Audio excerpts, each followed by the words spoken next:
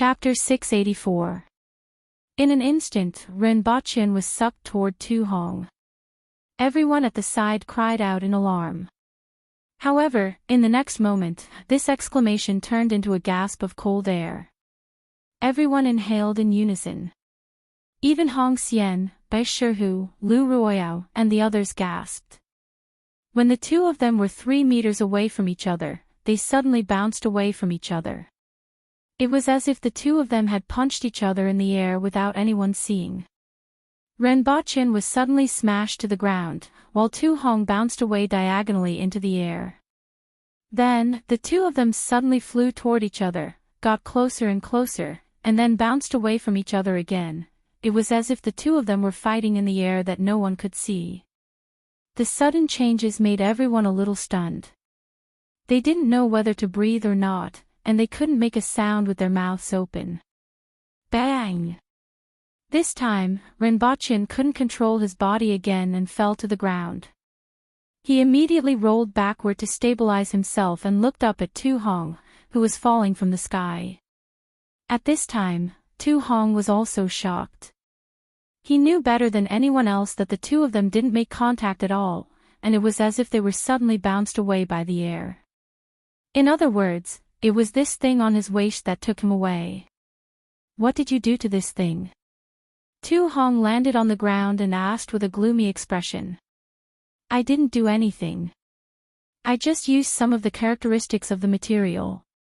Of course, you wouldn't understand even if I told you. Even if you understood, I wasn't going to tell you. Renbochin chuckled. You are a Cardinal Heaven expert, so I naturally have to use some small tools to compete with you. Those small things that you look down on the most. Do you still want to try them? Renbochin asked.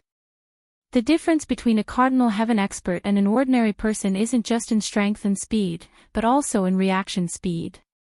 No matter what you did, you need to be able to react in time before you can use those small tricks. Did you not expect me to do that when I suddenly jumped on top of your head? That's why you almost couldn't react in time. That's why I almost caught you just now. As long as I'm faster to the point where you can't react, I will definitely be able to catch you, Tu Hong said seriously and then grinned. You will definitely lose. Renbochin spread his hands. What else could he say? Continue to work hard. He continued to pose and beckoned, come. Tu Hong stood there, his aura rising, and his muscles began to bulge. His clothes were tightly wrapped around his body. With a ripping sound, Tu Hong's clothes exploded, leaving only a pair of shorts on his body. At the same time, green patterns began to appear on his body. Like living creatures, they twisted and wriggled on his body. At this time, he's igniting his blood essence. The surrounding onlookers were shocked. Is he crazy? Even in battle, burning one's blood essence was only done when facing a powerful enemy. Furthermore, the opponent in this duel was the Empress's husband, an ordinary person. Yet, he actually burned his blood essence. Is that guy really that powerful? To be able to force Lord Tu to this extent? Lu Ruoyao was shocked. Sir Tu cannot lose. Hong Xian sighed. If Tu Hong were to lose again, the Tu family would lose all face. Your Majesty, I'll stop him, Tu Wan said as she stood up from her seat. There's no need. The Empress waved her hand. There's no need to stop him. This is also a part of his strength. Tu Wan took a serious look at the Empress. She looked calm and cold, like an iceberg, and she couldn't tell what she was thinking. Renbochin was shocked to see Tu Hong's clothes explode. If the magnet was broken, he would be in trouble. Fortunately, the muscles on his waist weren't like other parts of his body and didn't break the magnet. Bang! Tu Hong disappeared in an instant, leaving behind a 1-meter-wide pit on the ground. Renbochin also disappeared along with him. He can still react. Tu Hong, who was still in the air, looked at Renbochin, who was still maintaining the same distance from him, and was shocked. Once again, he stomped hard on the ground. It was as if the air had exploded, and his speed increased again. However, Renbochin didn't slow down at all. I have to be faster. Tu Hong shouted as the blood vessels and veins on his legs twisted around them like flood dragons. The veins on his body became even more concentrated. Still can't catch up. Why? Is it because he keeps facing me? If I go behind him, he won't be able to see me. Tu Hong suddenly changed his direction and circled around Renbochin. During this process, Renbochin was still retreating in the opposite direction and didn't stop at all. I have to be faster. Faster. Faster. Everyone saw the two of them constantly changing directions in the air like two gusts of wind. One moment, they were heading east, and the next moment, they were heading west. However, Renbochin always maintained a certain distance from Tu Hong. Regardless of whether Tu Hong was in front or behind him, Renbochin seemed to have eyes on the back of his head. No matter where the other party was, he would always move in the opposite direction. His movement posture wasn't flattering, and people didn't even know how he exerted his strength. In other words, he didn't exert any strength at all. There seemed to be a thick air barrier between them. Tu Hong and Renbochin were on one side, and Tu Hong kept pushing the barrier. No matter which direction he pushed, Renbochin was always on the other side of the barrier. I don't believe it, I don't believe it. Tu Hong's eyes were bloodshot, and he looked ferocious. I'm a Cardinal Heaven expert. How can you keep up with my speed? Tu Hong fiercely jumped toward Renbochin again. The same suction force came again, but in the next second, the two of them were bounced off each other. This time, Renbochin was tumbling in the air. Between them, there was a suction force and a repulsion force. Renbochin felt dizzy spinning in the air, and he had to focus all his attention on the suction force of the magnet. He kept switching between the two belts. Everyone watched as the two of them were sometimes far away and sometimes close together. Sometimes, they were pulled in the same direction, and sometimes, they were bounced off each other. However, Tu Hong couldn't even touch the corner of Renbochin's clothes. Renbochin didn't know how long he had been spinning for, but he was suddenly thrown to the ground. He felt dizzy and nauseous, and he started vomiting as soon as he jumped up. As he vomited, he looked at the other side from the corner of his eye and saw that someone had appeared between him and Tu Hong. Xanja. Sir Tu, it's over. You have lost. Xanja said calmly. However, her eyes were shining with a strange light. Impossible, impossible, impossible, impossible. Tu Hong stood there motionless, and his eyes were filled with red light. A loss is a loss. Don't forget your identity. Tu Wan's voice traveled 100 meters into his ears. The familiar voice sobered him up a little, and he continued to mutter, impossible. Impossible. Renbochin retched for a long time, turned off the circuit on his belt, got up, and walked toward Tu Hong. The facts have proven everything. Impossible. Impossible. Tu Hong continued to mutter. As a Cardinal Heaven expert, Renbochin couldn't even catch an ordinary person in such an empty area after the time it took for an incense stick to burn. He absolutely couldn't accept this. Are you so unwilling? Do you want to compete again? Renbochin stood up straight, put his hands behind his back, and chuckled. Upon hearing this, Tu Hong suddenly looked up at him and said, compete. Compete again. Let's not compete again. It's boring. How about this, put me in a cage next time. As long as you break the cage and catch me, you will win. Don't worry, the cage is made of ordinary iron, and even a child can tear it apart with his bare hands. You can try it on the spot and let everyone see. Then, as long as you break the cage and catch me, you will win. Renbochin suggested. I'll compete. Tu Hong said with red eyes. Chapter 685. That thing of yours is quite interesting. How do you do it? The Empress asked Rinpochen as they chatted after returning to the palace. It's the attraction and magnetic force of a magnet. Rinpochen smiled and explained the attraction and magnetic force to her before asking, Your Majesty, would you like to try it? Sure. Rinpochen didn't expect the Empress to be so interested. Rinpochen asked someone to bring the strong magnet hoop and 2 electromagnet belts over. He then put the magnetic hoop on the Empress's body.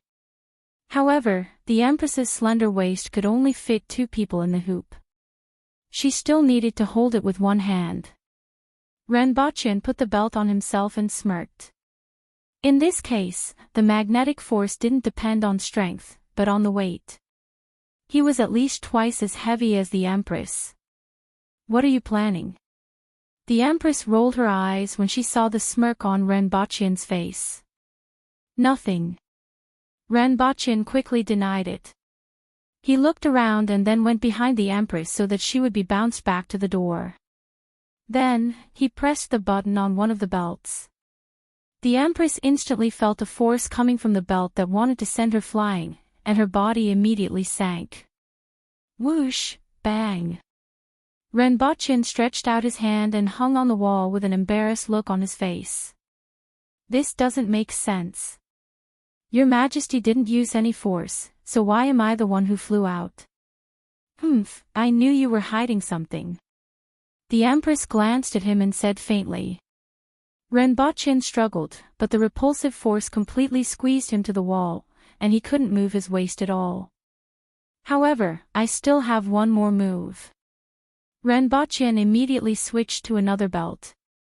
The Empress felt that the magnetic ring on her waist wanted to fly in another direction, but her body sank and didn't move at all.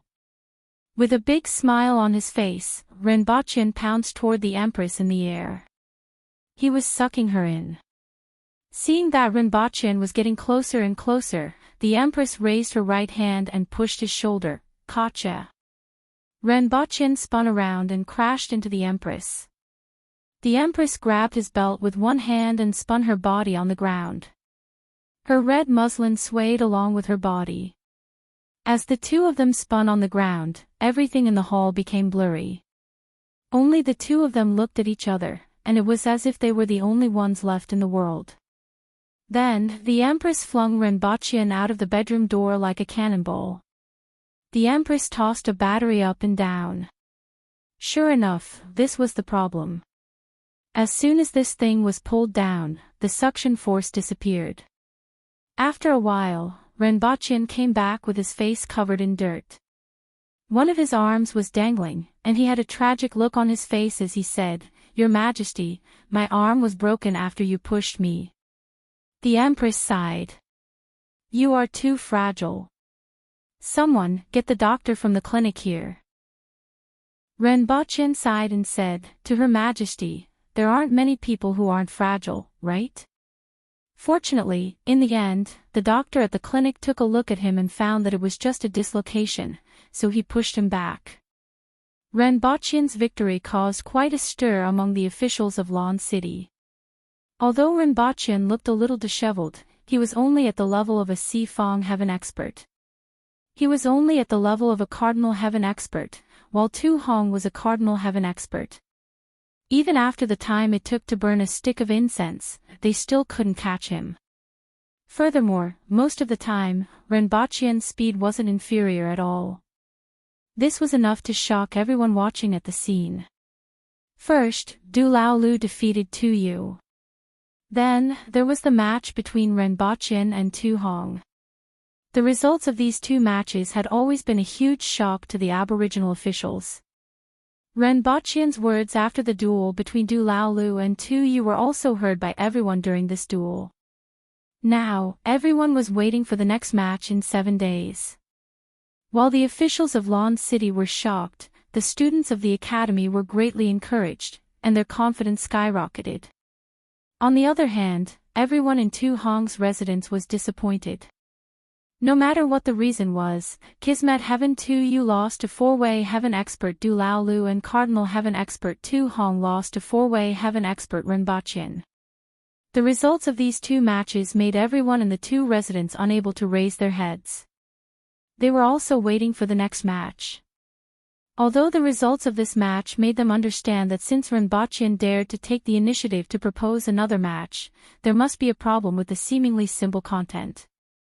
However, they couldn't figure out what the problem was even after racking their brains. General Xianjia. Ren Baqian called out to Xianjia, who was walking in the palace, with a kind smile on his face. What's the matter? Xianjia pushed up her glasses. Behind the lenses was a sharp gaze.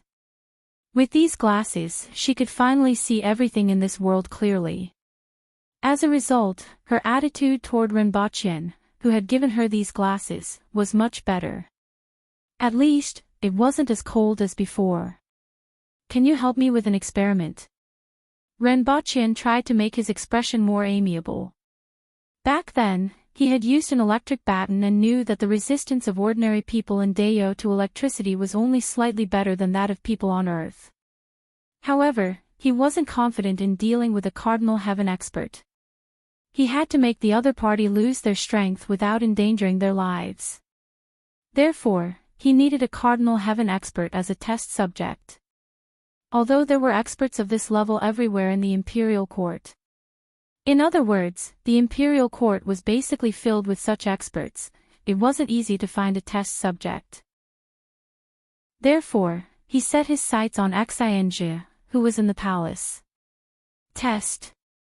Xianjia was a little puzzled. What do you mean? It's to help me test the power of a piece of equipment and see what effect it has on a Cardinal Heaven expert, Ren Baqian said bluntly. Are you going to test it? Xianjia asked directly. Yes. That will have to wait until after I see Her Majesty. Xianjia replied straightforwardly. Thank you very much. I'll treat you to a cake. Ren Baqian reached out and took out a piece of cake from nowhere. Ren Baqian felt like he was about to become Doraemon. However, Doraemon could take out all kinds of things like see-through glasses, while he could only take out all kinds of desserts. Who asked the people in the palace to only recognize desserts? Desserts were now almost a hard currency in the palace. At the very least, they could be used to deal with the Empress, Qing Yuan, Hong Yuan, Lin Chaola, and the person in front of him. Xianjia didn't refuse. She took the cake from Ren Baqian's hand and walked toward the Empress's quarters. Ren Baqian returned to Pingle Park to play the slapping game with Tian Tian and Gun Gun. When the two pandas slapped him, Ren Baqian dodged them and slapped them with the back of his hand. The two pandas would turn around and sit there in a daze for a long time. After playing for a while, tears started to fall from Tiantian's and Gungun's bean-sized eyes. Ren Baqian couldn't play anymore. Fortunately, Xianjia came at this time. Chapter 686. Take a seat first. Ren Baqian brought Xianjia to a room in Pingle Park. There was only one chair inside, and there were rows of wooden boxes in the corner. It looked like a storeroom. From the two uncovered boxes, one could see that they were filled with stun grenades that they had seen before. While Xianjia stood there and sized up the room, Ren Baqian moved a few boxes from the side and took out a set of equipment. 5 cylindrical lithium batteries were connected in series and connected to an electric current controller. To calculate the damage caused by the electric current, one needed to calculate the voltage and the current flowing through the human body. However, this electric current controller could display the value of the current flowing through the human body. All right.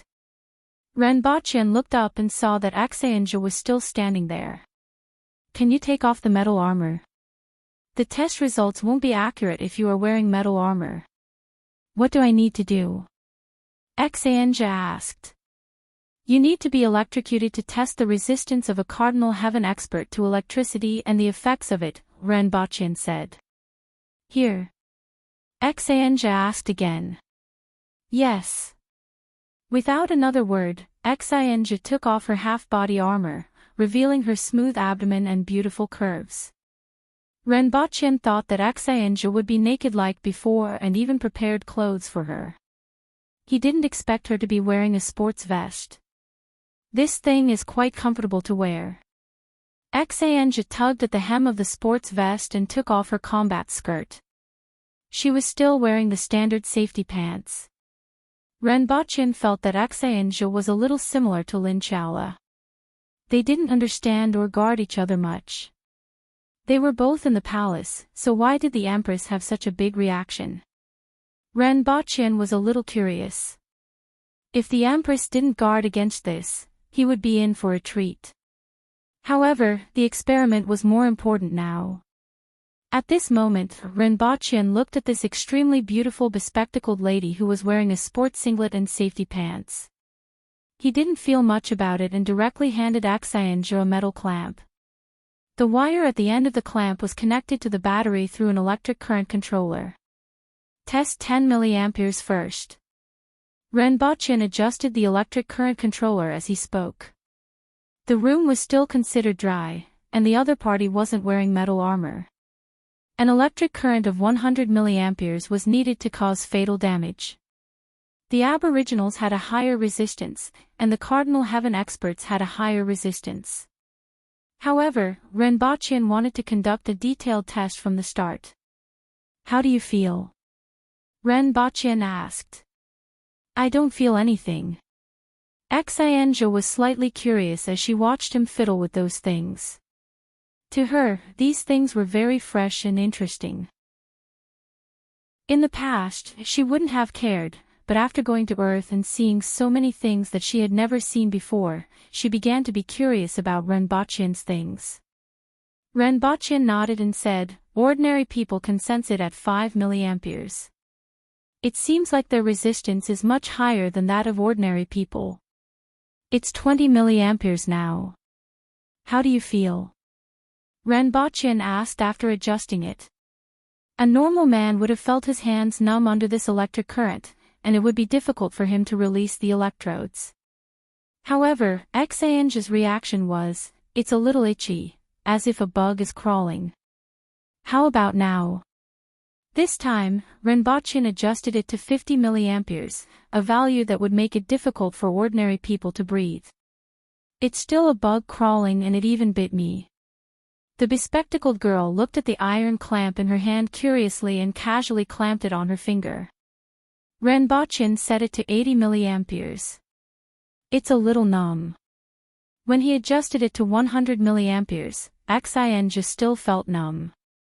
It wasn't at the level where a normal man would feel numb at 20 mA and be unable to release the electrodes. When Renbochin gradually increased the electric current to 150 mA, Xianzhi suddenly let out a soft groan. Or rather, it should be said that she moaned. Ah! This moan made Renbochin's heart skip a beat. After all, he could ignore such a woman sitting in front of him. However, who could ignore her if she let out such a sound? It's a very strange feeling. Xianzhi was at a loss. When the electric current passed through her body just now, there was an inexplicable feeling in her body. It was like an impulse that made her panic. Renbochin calmed down and asked, what do you feel? Try again. Xianzhi looked puzzled. Ah! As Renbochin turned on the electric current, Xianzhi let out another soft moan. Xianzhi composed herself and said, it's numb. Renbochin adjusted it to 250 mA again. This time, it was a soul-stirring moan. Xianzhi had no idea what it meant for others to hear her make such a sound. Renbochin was speechless. He looked up at Xianzhi, who was in front of him, and then looked at the electric current controller in his hand. Renbochin felt that this experiment couldn't continue. Wait for me. Renbochin left Xianzhi in the room and went out to look for something suitable. If she let out such a sound again, he wouldn't be able to continue the experiment. He had the idea of finding a man to experiment on, but after thinking about what would happen if a man made such a sound, Renbochin felt that it was better to let Aksayanja go. After a while, Renbochin returned with 2 wooden sticks that had been cut and handed one to Aksayanja. "What are you doing?" "Biting it," Renbochin replied. "This will make the sound softer." Aksayanja looked at him with a dazed expression. "Why don't you tone it down a little?" Renbochin asked kindly. "It's a very strange feeling." Aksayanja frowned. "I will try not to make any sound." However, when the electric current reached 300 milliamperes, Aksayanja's body spasmed. It was as if she was having an epileptic seizure, and she let out a high-pitched moan, F***ck. When Renbochin saw her reaction, a fire started to burn in his stomach. He was so frightened that he switched off the electric shock device and ran out of the room. Aksayanja didn't know what was going on, but he knew better than anyone else. He went out and poured a basin of water from head to toe before he felt slightly better. "Damn it, didn't I just want to do an experiment on the effects of electric current on a Cardinal Heaven expert? Do I have to be so scary?" Renbochin felt that he was too innocent. When Renbochin calmed down and wanted to return to his room, Aksayanja had already dressed up and came out. "The experiment isn't done yet," Renbochin said. "I still feel that something isn't right. I have to go back and think about it." Aksayanja's face was flushed. Although she tried her best to look calm, her eyes were wandering, and her expression was completely different in Renbochin's eyes. Renbochin didn't say anything else and took out a piece of cake. If Aksayanja went back and figured it out, things would be bad. Although this was unlikely, she wouldn't be able to figure it out without any source of information. However, if she refused to do the experiment, where was he going to find a suitable Cardinal Heaven expert? Chapter 687. The day before the second competition, the Empress suddenly asked, "These 2 days, I feel that there's something wrong with the commander of the Imperial Guards. Do you know what it is?" Renbochin's heart skipped a beat. "A few days ago, I looked for General Aksayanja to conduct an electric shock experiment to test the resistance of a Cardinal Heaven expert to electricity. After all, if we don't understand it clearly and calculate accurately, we can easily lose our lives." Electric shock. The Empress looked pensive. "Is it like that person? Ning Kaichin?" Renbochin didn't expect the Empress to remember him. "Perhaps it's that name." "You know who I'm talking about," the Empress said faintly. "However, what are you going to do if something goes wrong with the commander of the Imperial Guards?" "There won't be any problems. Ning Kaichin was an accident," Renbochin replied. "If something goes wrong, I will be the commander of the Imperial Guards. Forget it, I still have to protect you." The Empress waved her hand and glanced at him. Didn't he know how weak he was? The shock of the electric current might have affected General Aksayanja a little, but she should be fine after a while, Renbochin explained. "I hope so." The Empress nodded. "In that case, I will go back to prepare." Seeing that the Empress was fine, Renbochin got up and left. He only heaved a sigh of relief after walking a long distance out of the bedroom. It was just an experiment, but this was science. Why did he feel so guilty? However, he couldn't bring himself to think about the scene at that time. If another person had appeared there, he wouldn't be able to clear his name even if he jumped into the Yellow River. This was the first time Renbochin saw Aksayanja's face. It was full of wildness, temptation, and a trace of helplessness. Later on, it was mixed with an expression of enjoyment. It was like a dancing flame that wanted to burn him and everything around him to ashes. When all the experiments were finally completed, Aksayanja, who was a Cardinal Heaven expert, was drenched in sweat. It was as if she had just been fished out of the water. The 2 pieces of clothing on her body clung tightly to her body, and her body, which was drenched in sweat, reflected the sunlight that shone through the window. As for Renbochin, he was also drenched in sweat. To be able to control himself under such circumstances, Renbochin felt that he was much better than Lu Xiaohui, who was sitting calmly in bed. Fortunately, Renbochin had obtained the information that he wanted. Under normal circumstances, the upper limit of Xianzhe's electricity tolerance was 550 mA, but it reached 800 mA after the initial ignition of her blood essence. Renbochin estimated that the maximum limit of the blood essence burning should be 1000 mA. When the blood essence was completely ignited, the electric current passing through the body would reach this value, and the entire body would be paralyzed.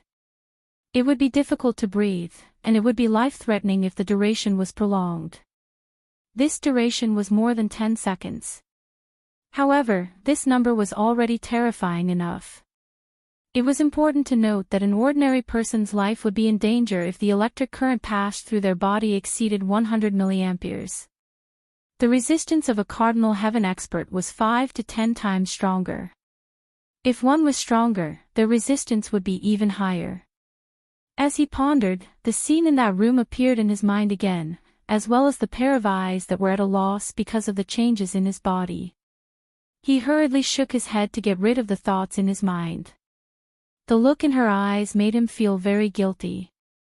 Xianzhe was different from Ning Kaichin.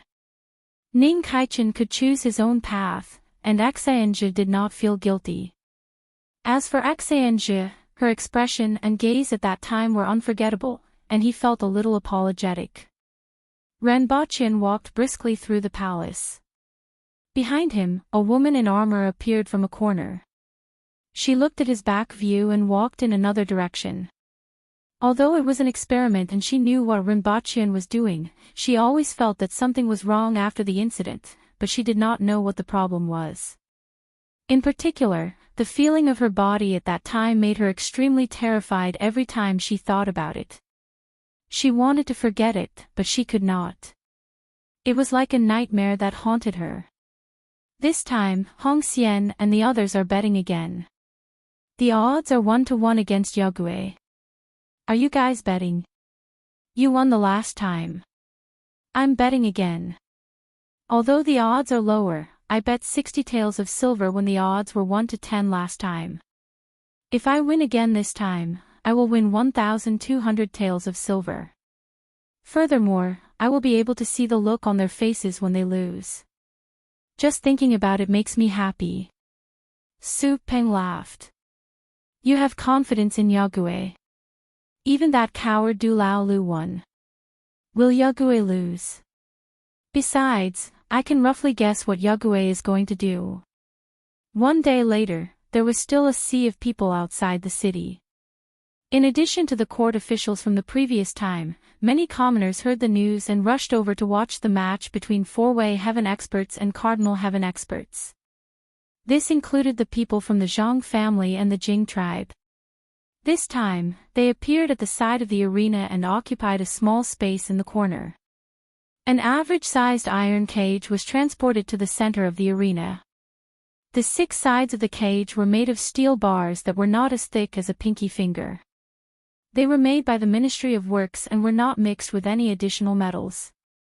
Anyone who had the strength of a four-way heaven expert could easily tear it apart. Subsequently, someone placed a cushion made of an unknown material and a wooden chair inside. Renbochin and Tu Hong looked at each other and walked into the arena. However, their expressions were very different. Renbochin looked relaxed and carried a box in his hand, while Tu Hong looked grim. After all, he had already lost one match and could not afford to lose a second one no matter what. In addition to the two of them, there was also a 7- or 8-year-old child with a runny nose. His strength was equivalent to that of a four-way heaven expert. For a commoner's child, this was considered pretty good. Renbochin entered the cage through the small door, closed the door, and sat on the chair unhurriedly. He placed the box in his hands on the cushion at his feet, pulled out an iron clamp that was connected to a wire, and connected it to the bottom of the metal cage at the side. It's done. You can try it first, just like what I said to you just now, Renbochin said to the child with a smile. Oh. The child went forward and pulled on one of the iron bars. It didn't take much effort for the iron bar to bend. Let's go back and get the reward from that person, Renbochin said with a smile. That child immediately ran back to the crowd with a happy face. These things were made by the Ministry of Works without any tampering. The tampering is on the box at my feet. As long as you can pull the cage apart, you will be able to pull me out and you will win, Renbochin said calmly. Tu Hong naturally knew that the iron cage was made by the Ministry of Works and saw the child easily pull the iron bars apart. It could be said that he could break the iron cage with a slap. However, after experiencing a failure, he couldn't relax at all. If he failed again, the entire Tu family would be too ashamed to face others. Begin. Xianzhi appeared in the field and said to the two of them. Is there anything else you want to say? Renbochin smiled. This time, Tu Hong was rather quiet. It seemed that he had learned from his mistakes. Tu Hong only glanced at him before taking large strides forward and reaching out to grab the iron bars in front of him. With this thickness, he could tear it apart like a piece of paper. As long as he could tear this iron cage apart, he would win.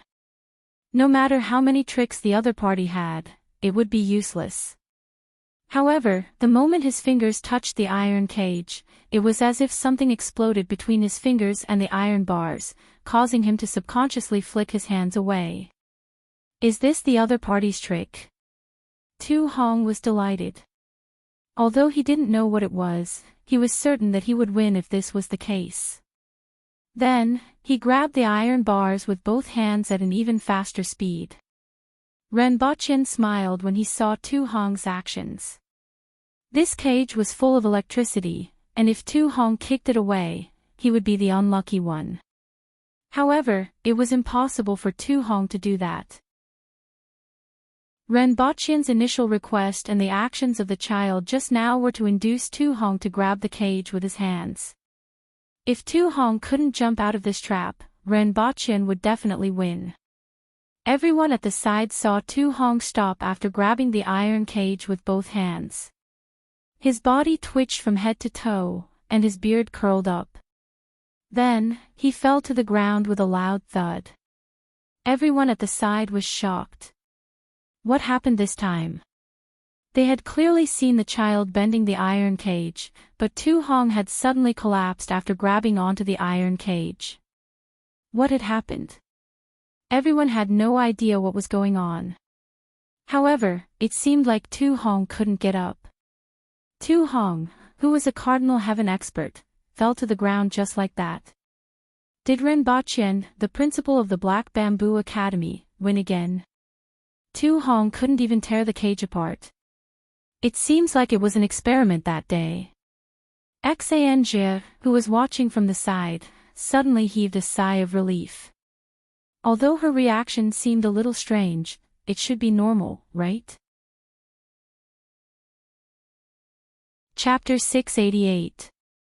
Tu Hong fell to the ground, and the people from the Tu family immediately rushed out to check on him. Fortunately, he was only paralyzed and was fine. What did you do? Tu Yu roared with a twisted face. Trick. Renbochin smiled and reached out to touch the cage. Do you want to touch it too? I'll do it. One of the guards immediately stepped forward with a fearless expression as if he was ready to die a martyr. He pulled on the cage with both hands and immediately broke the 2 iron bars. Nothing happened. The guard was prepared to lie on the ground and was a little nervous. However, nothing happened and he scratched his head in confusion. Did you poison it? Have you detoxified it now? Tu Yu suddenly thought of something and said with certainty, when you touched the cage just now, you detoxified the poison on it. After all, Renbochin had another identity. Although it was often overlooked, it was easy to remember at this time. He was a poison warrior who had poisoned tens of thousands of people in Great Xia. Do you want to touch it? Renbochin laughed. I'll do it. Another guard stepped forward and touched the cage, but nothing happened. Sure enough. You really poisoned it. Now that you have detoxified it, it will be fine for others to touch it. We agreed on a competition, but you actually used poison. Tuyu shouted as if he had discovered Renbachian's secret. Poison. The crowd at the sides suddenly became a little chaotic. If Renbachian used poison in this competition, it would be a little too much. In order to prove his guess, Tuyu reached out to touch the cage and found nothing. See, I told you that you used poison. However, as soon as he finished speaking, a strong electric current passed through his body, and he fell to the ground like a pendulum. Smoke began to rise from his head, and a burning smell spread. The electric current is still a little too strong, Renbachian thought to himself. Just now, he had adjusted the electric current in his sleeve, but it seemed to be a little too strong. Fortunately, it wasn't fatal. Tuyu. The crowd was in chaos again when they saw Tuyu's reaction. You really poisoned it. Renbachian randomly pointed at someone and said, "Why don't you touch it?" I didn't do anything. I'll touch it then. The man stepped forward and touched the iron bar without saying a word. However, there was no reaction. I'll do it. Another person stepped forward to touch the iron bar. After a moment of trembling, his whole body fell straight down. I'll do it. Another person came up, but there was no reaction. This time, everyone was a little dumbfounded. How could there be a selection? The crowd on the sidelines was also confused. It would take time to detoxify the poison, right? How could two people take turns to go up? One was injured, while the other was lying down. How did this happen? One person stepped forward to touch the iron bars without saying a word. His body immediately trembled. He did not expect that another person would stand on the other side of the cage and touch the iron bars. According to their thinking, Renbachian couldn't possibly attack two people in different directions at the same time, right? Then the two of them twitched and lay down again. That's why it's scary to be uneducated. Renbachian said casually. What did you do to them? Someone shouted. It's just an electric shock. I'll be fine in a while. Renbachian turned his head to look at Xianzhi, who was in the middle of the arena. It's about time, right? Black Bamboo Academy wins. Xianzhi shouted. Cheers erupted from a corner of the arena. The students from the academy had gathered there. At this point in time, many people had guessed what Renbachian had done. When they saw the bewildered faces of the people from the two residents being toyed with by Renbachian, they burst into laughter. As for the others, they looked serious. Up until now, they still did not know how Renbachian did it. Principal Ren, did you use poison? Tong Jinye stood up and asked the question that was on everyone's mind. Of course not. Do you think I have the ability to poison a Cardinal Heaven expert in an instant? Renbachian laughed. Everyone looked doubtful. It was indeed very difficult to poison a Cardinal Heaven expert in an instant. However, Renbachian's reputation as a poison warrior still made everyone suspicious. Moreover, whether it's poison or not, you will know once you get someone from the clinic to take a look. Renbachian put away the iron clamps outside the box, carried the box, and crawled out of the cage. What's in the box? Someone immediately asked. What's in the box? You won't understand even if I tell you. As a man-will expert, I can't possibly compete with a Cardinal Heaven expert barehanded, right? Renbachian said casually as he walked. Everyone was speechless. What did he mean by a man-will expert? Could he be any more shameless? A man-will expert was equivalent to a four-way heaven expert of the Aboriginals. In terms of combat strength, they were weaker than a four-way heaven expert of the same level. At most, they were at the level of an ordinary person. However, no one could say such shameless words that an ordinary person couldn't use external objects to compete with a cardinal heaven expert. Furthermore, the two of them were competing with external objects and the strength of their practitioners. Everyone was clear about this. Everyone watched as Rinpoche leisurely walked back while the people from the two residents became the background. They didn't know what to say. Everyone was a little dumbfounded. The impact of these two matches was indeed not small. In the eyes of the Aboriginals, Cardinal Heaven experts were already the top experts and were the lifelong goal of all Aboriginals. However, they were in an extremely sorry state and ended up losing 2 consecutive matches. Although these 2 matches couldn't represent everything, it was enough to illustrate some problems. Rinpoche was also very satisfied. After these 2 matches, he should be able to change the opinions of some people. With these people's opinions changed, it would be easier for him to do things in the future. Furthermore, the students of the academy wouldn't have to be looked down upon in the future. Just as Rinpoche was about to reach the Empress, everyone's attention was attracted by the people in the center of the arena. An extremely powerful aura rose from the center of the arena. Tu Hong's entire body was covered with greenish-black veins. He stood up straight from the ground, looked up at the sky, and roared, "I'm not convinced." Rinpoche immediately stopped, turned around, and looked at Tu Hong with an amused expression. "You still want to compete? Let's compete again. I don't believe that I can't win after painstakingly attaining the Cardinal Heaven level." Tu Hong roared angrily. His face was full of unwillingness, anger, and grievance. "Then what do you want to compete in?" Rinpoche felt that he should give his opponent a chance. "Our fists." Tu Hong roared without hesitation.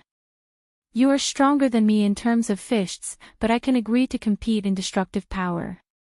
We don't need to compete in anything else. We just need to find an object and compete in destructive power. Based on my calculations, 7 days later is an auspicious day," Rinpoche said. "Let's compete in this." Upon hearing this, Tu Hong spat out these 4 words. He closed his eyes, and the skin all over his body exploded. Fresh blood spurted out from the surface of his skin as he fell backward. Chapter 689. The second floor of Shanhui Building had always been the gathering point for the children of the officials in Lan City. If a brick was thrown in and hit 2 people, at least one of them would be the son of a rank 5 official and the other would be a rank 4 official or above. However, there was a gloomy atmosphere in Shanhui Building. "I didn't expect Sir Tu to lose 2 rounds in a row. I thought that a Cardinal Heaven expert would definitely win." Someone sighed. "How much did you lose?" The person who sighed stretched out 2 fingers. 200 taels. "Where did you get so much money?" "It's 110 taels. Not only did I lose all my wealth, but I also lost 100 taels from my small group." "Your entire wealth is only 10 taels. Nonsense. You borrowed 5 taels from me at Jinyu Building previously. Otherwise, I would have 15 taels. Stop talking nonsense and return the money." If the young masters of Great Xia and the Yun nation heard their conversation, they would laugh themselves to death. Not to mention the children of the aristocratic families, even the young masters of the wealthy families were rich. 100 taels. It wasn't even enough for them to drink in the brothel. However, to the pitiful young masters of the Aboriginals, this was already a huge sum of money. Most of them only had a monthly allowance of 10 taels, and the better ones only had a monthly allowance of a few dozen taels. Even Tong Lan, a genius who had attained the Kismet Heaven realm before the age of 10 and whose grandfather was a rank 3 official, only had a monthly allowance of 30 taels. In the previous 2 rounds, many people had lost even more than their faces. Not only did they lose all of their monthly allowance, but they also lost all of their younger siblings' wealth. Now, these people were just waiting for a time to gather at the top of the clock tower. Of course, there were a few people who weren't affected. For example, Hong Xian, Bai Shihu, and Shi Yueya. Although the students from the school won some, there were too many people who bet on Tu Hong. After compensating the students, they still made a lot of money. Lu Ruoya was the only one who looked unhappy. She had bet on Tu Hong twice in a row. Even with the bonus of being the banker, she still lost a lot. More importantly, that guy actually won 2 rounds. There was nothing more tragic than losing money while her enemy was in the limelight. Tang, tang, tang, footsteps could be heard coming from the stairs. It sounded like there were at least a dozen people. Hong Xian, we're here to withdraw money. Su Ping walked up the stairs in front and swept a glance at the gloomy atmosphere on the second floor.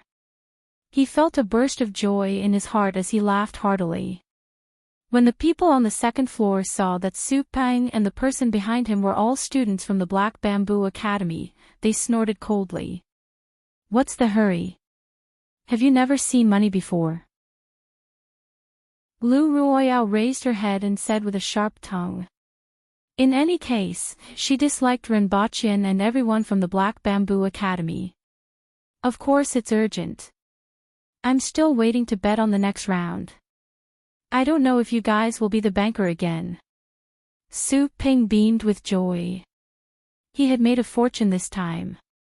In other words, the odds of 110 for the first round had earned many students a huge sum of money.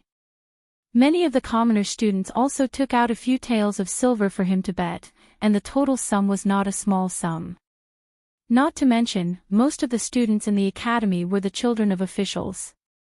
Although their monthly allowance was much lower than the others due to their low talent, they didn't have much time to drink or play after entering the academy. Instead, they had saved up quite a bit of money. When added together, it was a huge sum. Many people were furious when they heard what Su Ping said. Everyone upstairs had lost money, but that group of people actually came to their door to ask for money. Many of them looked fierce and wondered if they should slap them to the ground first to satisfy their craving. However, as more and more people went up to the second floor, especially the 2 people who appeared at the end, these people restrained themselves a little. However, they still glared at them. I haven't seen everyone in a long time. Shirgan went upstairs, cupped his hands, and smiled at everyone. Humph. Tong Lan's small face was almost up to the sky, and she acted as if she didn't see anyone. What's there to be arrogant about, little girl? Someone said unhappily. Who are you talking about? Tong Lan immediately glared at him. Little girl, you're not tall, but you have a big temper. That person snorted. I'm a little taller than you. Tong Lan's voice suddenly sounded from that person's table. In a flash, Tong Lan landed on that person's table and stepped on his head. That person's 2 fists formed a bull's horn posture. He used one hand to block Tong Lan's foot, and the other fist to punch Tong Lan's lower abdomen. Tong Lan was quite famous, and many people knew that the Tong family had a genius. However, Tong Lan was only 11 years old, and only a few people had seen her fight. He didn't mind trying to see if she was as powerful as the rumors said. Stop. Hong Xian appeared at the table and stopped the 2 of them. Tong Lan's foot and Hong Xian's palm collided. Tong Lan did a backflip and landed on the ground. The table that she was stepping on was also broken into pieces. Hong Xian took 2 steps back. When Tong Lan landed on the ground, the corners of her mouth curled up, revealing her 2 small canine teeth. Then, she pointed at Hong Xian and said, "What's on your head?" Hong Xian was stunned and reached out to touch her hair. However, at this moment, Tong Lan suddenly erupted. She opened her hands like the huge mouth of a ferocious beast, and her 10 fangs were the fangs in her mouth. She tried to bite Hong Xian. Rip. Even though Hong Xian's reaction was fast, she couldn't defend in time, and Tong Lan tore a piece of cloth from her shoulder. What are you doing? Hong Xian took a few steps back and said angrily. I heard that you are quite powerful, and I want to try. Tong Lan said with a little excitement on her face.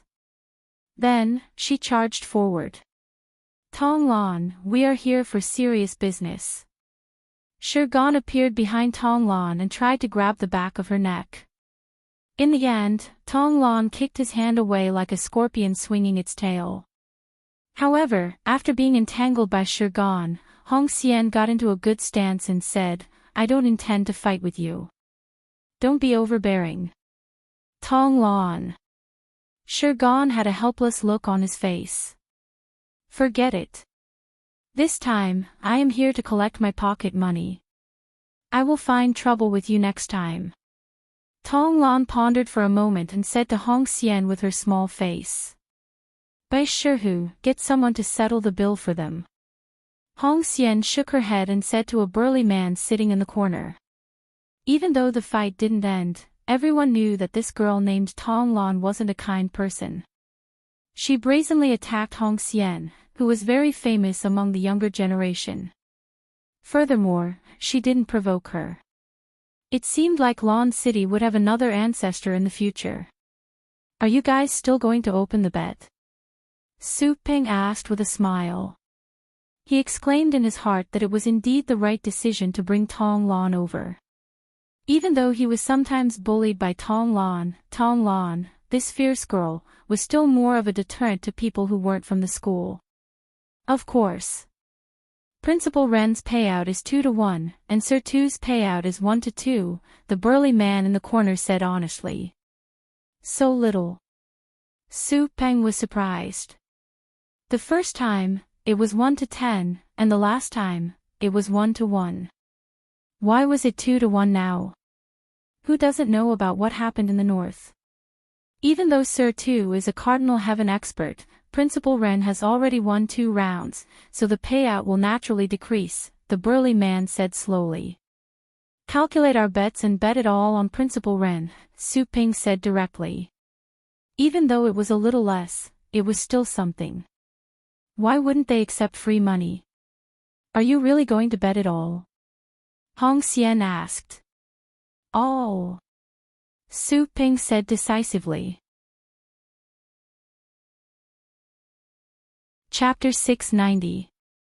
Tai Tu, are you really going to bet on Sir Tu?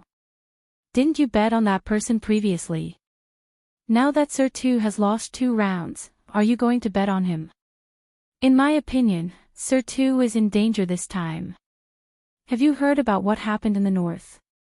Back then, that person sent something to the Great Xia barracks and killed the commander of the Great Xia army. I don't care about that. I never look at these things when I bet. I only look at the odds. Whichever odds are higher. If you don't bet, then bet on a big one. All in. All in. If you win, book the entire brothel, and if you lose, go back to the mountains to hunt. A dark-skinned, fierce-looking youth was beaming with joy as he stood on the street. Your family is really strange. Everyone has a monthly allowance, but you still want to go hunting in the mountains. A youth laughed. My father said that strength is gained through fighting, not through training. He fought all the way from the mountains to Lan City like this. He always said that if you can't even beat the beast cubs in the mountains, then you are useless. 7 days passed in a flash. During these 7 days, 2 huge concrete cubes with a length, width, and height of 10 meters were built 1.5 kilometers outside the city. These 2 concrete cubes were made of stone concrete. They were made from stone and concrete with a diameter of 0.5 meter. Their extremely strong hardness and huge size were sufficient for testing. 7 days later, everyone gathered outside the city again.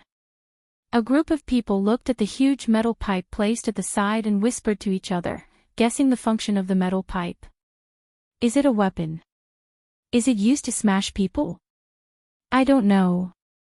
Who do you think will win this time? Logically speaking, I definitely think that Sir Tu will win, but after the 2 rounds of competition, I don't know anymore. Everyone nodded. Cardinal Heaven experts were the pinnacle in the hearts of the Aboriginals.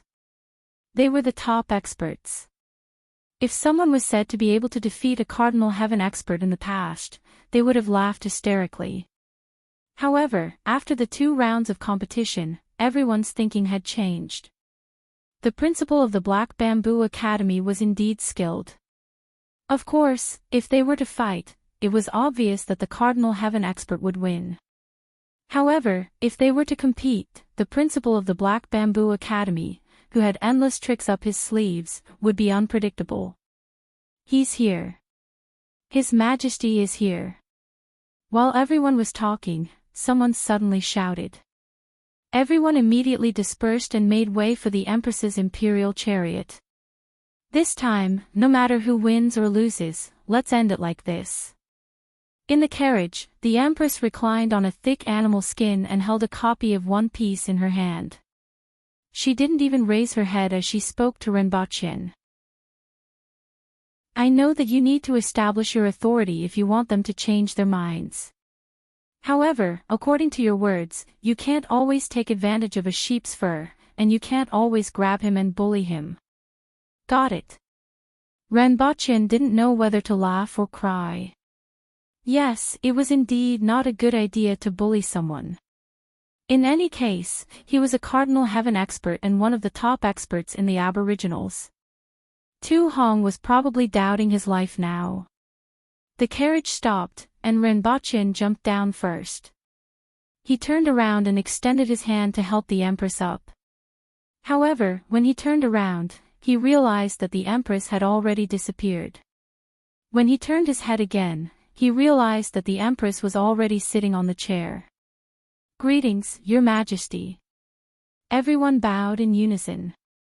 Well, get ready to start, the Empress said faintly and shifted her gaze back to the comic in her hand. Xan just stepped forward and said, I won't say much about the rules. There are 2 concrete blocks in front, and the winner will be determined by the degree of destruction. Sir Tu, Principal Ren, get ready. Sir Tu, you first. Rinpoche chuckled. Tu Hong glanced at him, didn't say a word, and strode toward the 2 huge blocks in front of him. These 2 blocks were the result of the prisoners of war working day and night. They had been built the day before yesterday, and Rinpoche had seen them personally. He had sufficient confidence in them. As he got closer, the blocks became bigger and bigger in his field of vision. Tu Hong's body was like a tiny dot in front of the blocks, and the contrast was extremely strong. 2 meters in front of the blocks almost occupied his entire field of vision. In front of him was a city wall, and it was much thicker than the city wall. Tu Hong's clothes exploded, and green veins began to crawl all over his body. Then, the fine veins turned into a greenish-gray color and wandered around Tu Hong's body. Everyone in the distance could feel the strong aura. Those who were weaker could even feel the pressure on their hearts. Tu Hong took a deep breath, raised his arms slightly, and struck a pose with his fists up and down. Then, he stomped on the ground and soared into the sky. Countless shadows of his fists smashed into the middle of the blocks. Bang! With his fists as the landing point, the gravel flew in all directions with a piercing sound. A huge pit that was 1 meter deep appeared in the middle of the block, and cracks spread in all directions from the center point. Cracks flowed on the concrete block, and small pieces of rock peeled off. The moment Tu Hong's feet landed on the ground. Boom! The 10-meter-tall concrete cube shattered with a loud bang, turning into countless gravel that fell down. Rinpoche stood in the distance and smacked his lips. This scene was indeed very shocking, both visually and in terms of the destructive power contained within. Such a huge cube was actually shattered in a single move. Furthermore, it was solid and not hollow. It was a concrete block of 1,000 cubic meters. This wasn't something that could be achieved with a few thousand kilograms of strength. Fortunately, he had never underestimated the martial arts in this world. Even though he was amazed, he could still accept it. Li Fu could collapse a mountain with a single strike. If he really looked at everything in this world with a scientific perspective, he would have gone crazy a long time ago. He had to accept that many times, this world simply couldn't be viewed with the current scientific perspective. Hearing the exclamations from the sidelines and looking at the landslide in front of him, Tu Hong smiled. Then, the skin on his body exploded, and blood spurted 3 meters high. His entire body fell to the sky. I should be able to win this time, right? Li Fu thought to himself as he looked at the sky above his head. After burning his essence and blood twice, his strength hadn't recovered to its peak. In order to win this time, he had to go all out. Fortunately, he was prepared this time. Tu Wan immediately brought Tu Hong back to the clinic for treatment. Sir Ren, it's your turn. Tu Wan turned to look at Rinpochen and said in a deep voice. I'm already preparing. Rinpochen nodded and was assembling his killer weapon this time, the 300mm mortar. The barrel was brought back from Earth by Rinpochen and was made of alloy. In order to reduce the accuracy and range, the barrel was shortened by a lot, and the weight of the barrel was reduced to 600 kilograms. The support frame and chassis were rushed by the Ministry of Works. The bipod weighed 1,700 kilograms, while the chassis weighed 3,800 kilograms. Naturally, there was only one shooting angle. Based on this angle, the range was 1,500 meters. As for the shell, Rinpochen only prepared one. It weighed 960 kilograms and contained 450 kilograms of Cl-20 explosives. Its power was 16 times that of TNT of the same weight. In other words, this shell was equivalent to the power of 3 tons of TNT. Chapter 691. Rinpochen calmly watched as the craftsmen from the Ministry of Works installed the mortar. The base weighed close to 2 tons, and 2 people could carry it.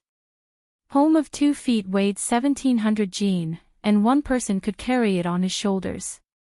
Sometimes, Rinpochen felt that it was a waste of talent to not send these people to build the pyramids. All the parts were made by the Ministry of Works with the blueprints, and the card slots at the joints were all hand-hammered out. Although there were some minor problems, it was no big deal when it was installed.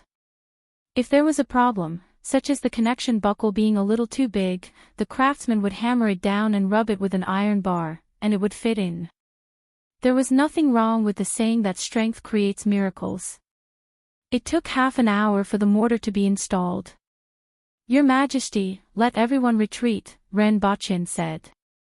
The Empress shifted her gaze away from the manga and narrowed her eyes as she looked at his face. The sunlight behind Rinpochen was somewhat dazzling.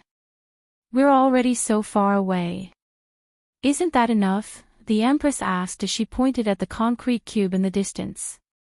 It's too close. I'm afraid of an accident. It's best to retreat 2,000 steps, Rinpochen said. In order to make it easier for them to watch, they stood no more than 200 meters away from the concrete block. It was too close, and it was too easy for them to be accidentally injured. Furthermore, most of the components of this mortar were manufactured in Dayo. If something went wrong, such as the landing point being slightly off target, he was afraid that half of the imperial court would be wiped out. The Cardinal Heaven bigwigs would be fine, but half of the officials would be dead or injured. Even if there were no problems, the destructive range of the fragment was not small, and it would definitely include this place. The Empress looked at him suspiciously and asked, "Don't tell me you used a nuclear warhead." With regards to the might of a nuclear bomb, the Empress was still extremely fearful. That thing wasn't something that a human could withstand head-on. If she was far away from the explosion, she was confident that she could escape. If she had been too close to the explosion site, she could clearly remember the video and photos she had seen at the time. The consequences would have been very serious. It's not a nuclear bomb. That control is too strict.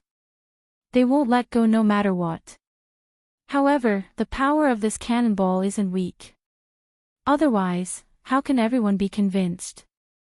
Renbochin said.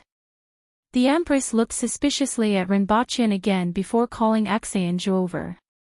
Get everyone to take 1,500 steps back. Yes. Exange didn't ask any questions and turned around to make the arrangements. After that, the crowd at the back started to get chaotic. Although they didn't know what His Majesty had planned, they gradually retreated. Could it be that that person's moves are too powerful, and Your Majesty is afraid of hurting us? Lu Ruoyao said in a strange tone as she walked backward with her hands behind her back. Who knows? Hong Xian said indifferently. There must be a reason why His Majesty made such arrangements. We'll just have to wait and see. Then, he said coldly, Young Sparrow Hawk, you've gone too far. You even dare to question His Majesty. Lu Ruoya was stunned for a moment, then she said softly, I'm sorry. It's not that I'm sorry. It's just that you're in danger. Hong Xian shook her head and warned. I'll be careful. After everyone had retreated to the back, Renbochin got someone to clear the space in front and behind the mortar.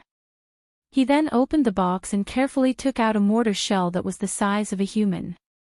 Although he knew that this thing wouldn't explode easily, holding such a big bomb made him feel uneasy. Under everyone's gaze, Renbochin carefully stuffed the human-sized cannonball into the cannon barrel. He then took a few steps back and shouted, Sherhu. Sir. Sherhu stepped forward with a puzzled look on his face. Why was he being called at this time? Pull this trigger when I give the order. Renbochin pointed to a trigger on the side of the rear. Understood. Sherhu nodded. Be careful, Renbochin reminded him. After hearing this, Sherhu immediately took it seriously. Renbochin ran to the side for more than 10 meters, covered his ears with both hands, and said, Pull the trigger. Bang! There was a loud sound, and everyone around felt the ground shake. Those with sharp eyes could see a black object rising into the sky along with the smoke. After all, the initial speed of this mortar shell wasn't fast. The group of people looked at the sky and then at the cube in front of them, waiting to see what would happen. After a few breaths, everyone vaguely saw a small dot fall from the sky and make the sound of a fist tearing through the air. Boom! The sound of the explosion was so loud that it almost deafened everyone. Following the explosion, everyone felt the ground shake violently, as if an earth dragon was turning over. In front of them, where there were originally 2 concrete cubes, a huge fireball mixed with smoke rose into the air. The shock wave set off a heat wave that rushed in all directions. It was like a grade 7 or 8 gale, causing some of the weaker people to lose their balance and crash into each other. Gravel flew more than 1,000 meters from the center of the explosion and smashed onto everyone, but they didn't seem to feel anything. Everyone stared at this unexpected scene with their mouths agape. Even Renbochin, who was squatting at the side with his hands covering his ears, was ignored. It was like the end of the world, and it was completely beyond everyone's understanding. Even the most powerful person would not be able to unleash such a powerful attack. Whether it was Tong Jinye, Tu Wan, Qin Chuan, the Zhang family, or Qing Yun Sword, who was leaning against the city wall and watching this scene, the students of the academy and Hong Xian's small group, they were all speechless when they saw this scene that was beyond everyone's imagination. Everyone was stunned. Even everyone in Lon City was alarmed by the news. After all, the explosion was too close. It was only 2,000 meters away from Lon City, and the strong tremors could even be felt on the other side of the city. Not to mention the deafening sound that sounded like the wrath of God. When the smoke gradually dissipated, the concrete cubes in the distance had disappeared. Even the gravel that Tu Hong had smashed just now was gone. All that was left was a huge pit that had a radius of more than 10 meters. There was not a single blade of grass within 100 meters of the pit, and even the trees that were 100 meters away had been broken. Outside the city, there was complete silence. Then, there was the sound of people gasping. "Your Majesty, I'll go and take a look." Tong Jinye's eyes seemed to be emitting light. In a flash, he appeared in the distance, but he quickly ran back every few seconds with smoke coming out from his beard. "Hot, hot, it's too hot." Tong Jinye patted his beard as soon as he landed. Then, he asked Feng Ho pitifully, "What happened to my beard? This old man seems to smell something burning." "Shave it. It's hopeless." Feng Ho snapped out of his shock and looked at Tong Jinye. His beard had curled up. At this time, everyone came back to their senses. It was a mess outside the city, and everyone was discussing the scene just now in shock. Everyone knew that Rinpoche definitely had a trump card, but no one expected it to be such a big one that they were all shocked. After another 2 hours, the temperature at the center of the explosion slowly dropped, allowing everyone to get closer. Everyone gathered around and saw that there was a huge pit with a radius of 50 to 60 meters and a depth of more than 20 meters. This power wasn't just big, but it was simply terrifying. After marveling at this terrifying destructive power, everyone's faces gradually became strange. A huge concrete block was in the pit. It wasn't too big and was only a quarter of an intact block. However, the problem was that Tu Hong's block had been smashed into small pieces, and there wasn't even a trace of it left. It had been blown away by the shock wave just now. With such a big piece inside, it could only be Rinpoche's target. If both parties competed in making pits in the ground, Rinpoche would undoubtedly be the winner. There was no doubt about the power of the attack just now. Just the visual effect alone was shocking enough, and the power was even more astonishing. The problem was that both parties' targets were the two huge concrete cubes. In other words, Rinpoche used an extremely destructive attack that exceeded everyone's imagination, and lost. Rinpoche was speechless when he saw that piece of concrete in the pit. He smiled awkwardly and said, "I missed. It seems that Sir Tu won this round." From the looks of it, the mortar shell just now stuck close to the concrete cube and then exploded. Since it exploded from below, most of the concrete was blown up, and the rest was sent flying upward before falling into the pit. Hearing this, everyone was speechless. Su Peng and the others at the side were even more shocked. They were even more shocked than when they saw the explosion just now. "You made such a big scene and made such a big pit, and then you tell us that you missed? Ha! Are you trying to kill us? Ha! Ah! My pocket money." Tong Lan looked like she was on the verge of collapsing. If it weren't for someone holding her back, she would have rushed up and fought with Rinpoche. "Ha ha ha ha, that's what I said. Who cares about this and that? Let's bet big. All in, all in. Whichever has the higher odds. The winner will book the brothel, and the loser will go hunting in the mountains." A ferocious-looking young man laughed wildly. "Dad, tonight at Jinyu restaurant, it's my treat." Chapter 692. The match between Rinpoche and Tu Hong was finally over. When the results were out, some people were happy while others were sad. The students from the academy looked miserable. Almost all of them had lost and were gnashing their teeth in anger. They wanted to fight Rinpoche to the death. The ones who were happy were Hong Xian and the others, or the people from the Protectorate of the North and the Protectorate of the South who were in charge of affairs in Lan City. They had made a small profit this time. Although this amount of money wasn't a lot for the two protectorates, it was still very useful. Most of the people returned with different thoughts in their minds. In any case, these matches allowed many people to see the effects of external objects. They weren't as unbearable as they had always thought. Especially in the last match, although Rinpoche's shot was off target, it could be said that it was a glorious defeat. In terms of destructive power alone, it was shocking and much more important than Renbochen's previous reputation as a poison warrior. Even in a crowded situation, the number of people killed by this bomb was only a fraction of the number of people who were poisoned to death.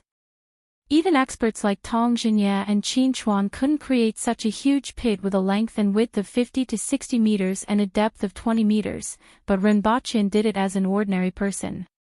Under special circumstances or carelessness, even a Cardinal Heaven expert would be seriously injured or even killed by this attack. If there were 10 or 100 of such things, even a Cardinal Heaven expert would have to take a detour. The value of Black Bamboo Academy and Renbochen's strength had greatly increased in everyone's hearts. Even the students of Black Bamboo Academy were re-evaluated. After that explosion, Black Bamboo Academy truly became the #1 academy in Dayo. Of course, Dayo didn't have a second academy. It didn't even have a school. However, Black Bamboo Academy's status had greatly increased in everyone's hearts. As the principal, Renbochen's status had instantly risen to the level of a Cardinal Heaven expert. This time, not only did no one gossip, but many people began to wonder if they could also send their own disciples to the academy. In any case, besides practicing martial arts, they usually went around fighting. Going to the academy wouldn't affect their martial arts training and could even learn some things from Renbochen. Over the next few days, the news and results of the duel between Renbochen and Tu Hong began to spread throughout Lan City. After all, the explosion was too loud and could be said to have alarmed the entire city. It was impossible to hide it even if one wanted to. For the next few days, there were people discussing it on the streets and alleys. Many people even specially went to the outskirts of the city to see the big pit. When they found out that it was created by Renbochen, they were all astonished. The commoner disciples of the academy became celebrities for a few days in a row. When they returned from school, they were surrounded by a group of people asking all sorts of questions. Some were curious about Renbochen, some were inquiring about what they learned from the academy, and some were inquiring about how to enter the academy.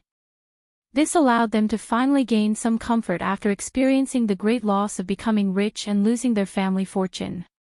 After all, if the academy became famous, they would also feel honored. More directly, the treatment they received in and out of the street every day was different. This was something everyone could feel. Renbochen placed the book on the lectern and swept his gaze across the classroom. Their bitter and hateful faces finally looked a little better today. After all, time could erase everything, including losing one's family fortune. In any case, he would treat it as a lesson to them. Uncontrollable things like gambling and jumping off cliffs should be kept away. That afternoon, the attention of the students was focused on another matter, which was how to send the train out of the city. These days, the construction of the railway tracks in the academy and the outskirts of the city didn't stop at all. Everything was finally completed, and the next step was to test the train. However, how to send the train out of the city was still a problem. One option was to push the train over since it had wheels. However, this idea was immediately opposed by a bunch of people. After all, trains were currently designed to travel on rails. Inside the wheels was a disc that was larger than the wheels, called the wheel rim. If the train was pushed all the way over, the wheel rim would be scrapped. Furthermore, due to the thickness of the wheel rim and the weight of the train, it was estimated that all the stone slabs along the way would be crushed. Therefore, the best method was to dismantle the train and send it over separately or simply carry it over. As for using an ox cart to transport it, the problem was the same as pushing the train over. All the stone slabs along the way would be crushed. Furthermore, whether the wooden wheels could withstand the weight was another matter. Everyone thought that the train's weight of 6,000 to 7,000 kilograms wasn't a problem, so they simply carried it over. As for the candidate to carry it, Qing Lian was the first choice. She was from Great Xia and didn't get along with everyone. Even after school ended, no one knew where she went. Furthermore, she wasn't very strong.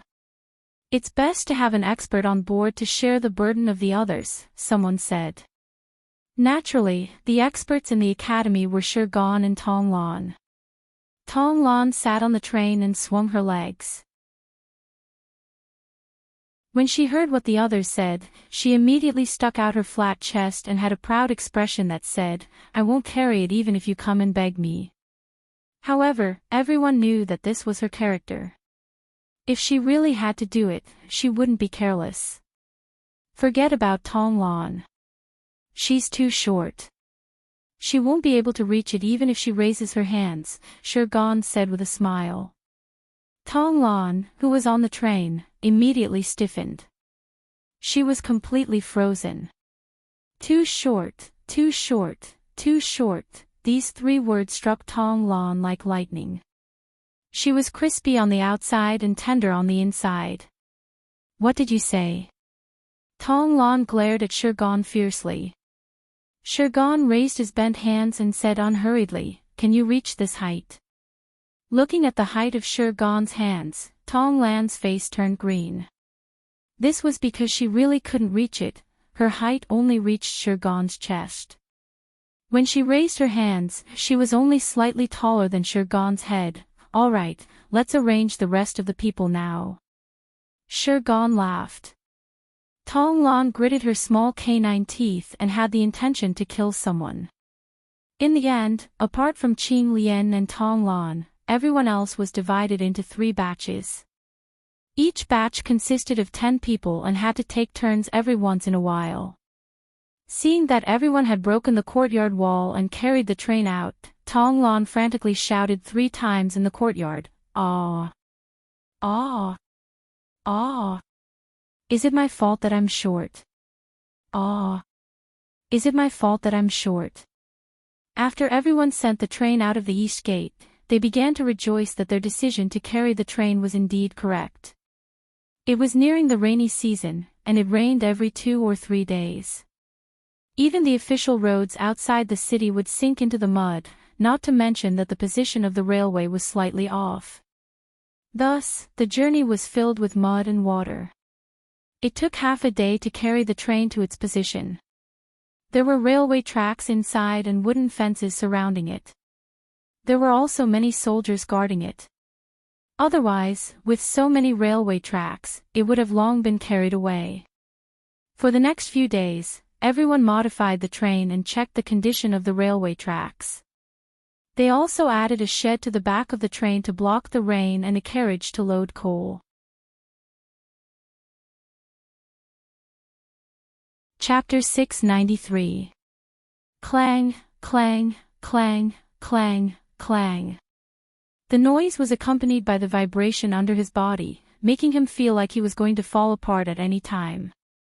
In an open space surrounded by fences outside Lawn City, there was a circle of rails with a diameter of 400 meters. A train pulling 2 wooden carriages was running along the rails, making clanging sounds continuously. Renbaqian, the Empress, and the rest were in the second carriage behind the train. The wind blew against their faces as the smoke from the locomotive drifted. "It's much faster than an ox cart," Zhui Yan, the Minister of Justice, said as he felt the wind. "It's also much steadier," everyone said. With the roads in this world, coupled with the wooden tires and shock absorbers, even riding in the city required extremely strong buttocks, let alone outside the city. After leaving Lawn City, it would be a disaster if the ox cart sped up a little. It could even make one vomit out their internal organs. "It's just that the smell is too unpleasant," Yu Shang, the Minister of Agriculture, said as she covered her nose. "After all, there are advantages and disadvantages." Renbaqian smiled and then introduced it to everyone. This kind of train can travel 70 kilometers in an hour and 140 kilometers in 2 hours. It can travel up to 1,680 kilometers in a day and only takes 2 days to travel from Lawn City to the Protectorate of the Northeast or the Protectorate of the North. This is only the current speed. It can continue to increase in the future and even double. So fast. Doesn't this thing need to rest? Someone immediately asked in surprise. This isn't a living thing, so it doesn't need to rest like livestock. As long as there's enough coal, it can maintain this speed, Renbochin explained to everyone. Also, this kind of train can carry a lot of cargo. It's made of metal, and the load of one carriage is equivalent to about 60 ox carts. It can pull dozens of carriages, which is equivalent to the load of more than 4,000 ox carts. It doesn't require that many people and doesn't consume that much rations. Not only can this kind of train carry a lot of cargo, but it can also be used to transport troops. It only takes 2 days to send tens of thousands of troops to the Protectorate of the Northeast and the Protectorate of the North, which also saves a lot of time and rations. This is especially true when there's a war. Whether it's speed or load, it's completely incomparable to an animal cart. More importantly, with this thing, it will be much easier to rule the Yun nation. No matter what happens there, they can respond and deploy troops in a timely manner. All kinds of resources from the Yun nation can also be transported back in large quantities. Hiss. Everyone sucked in a cold breath. The crowd might not be very clear about the concepts of load and speed, but when it came to the load of more than 4,000 ox carts and the time of 2 days, everyone immediately had a relatively clear idea.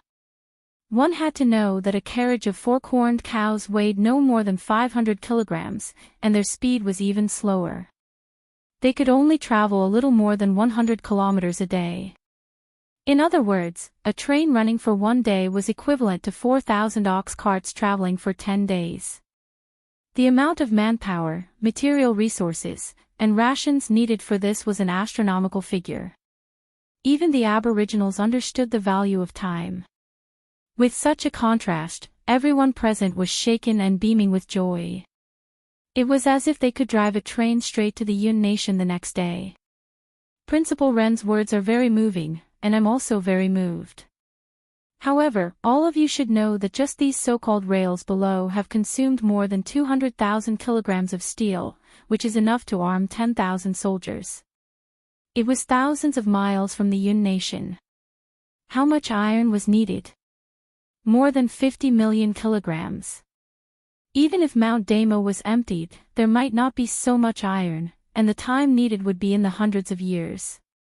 Tu Wan poured a bucket of cold water on everyone from head to toe.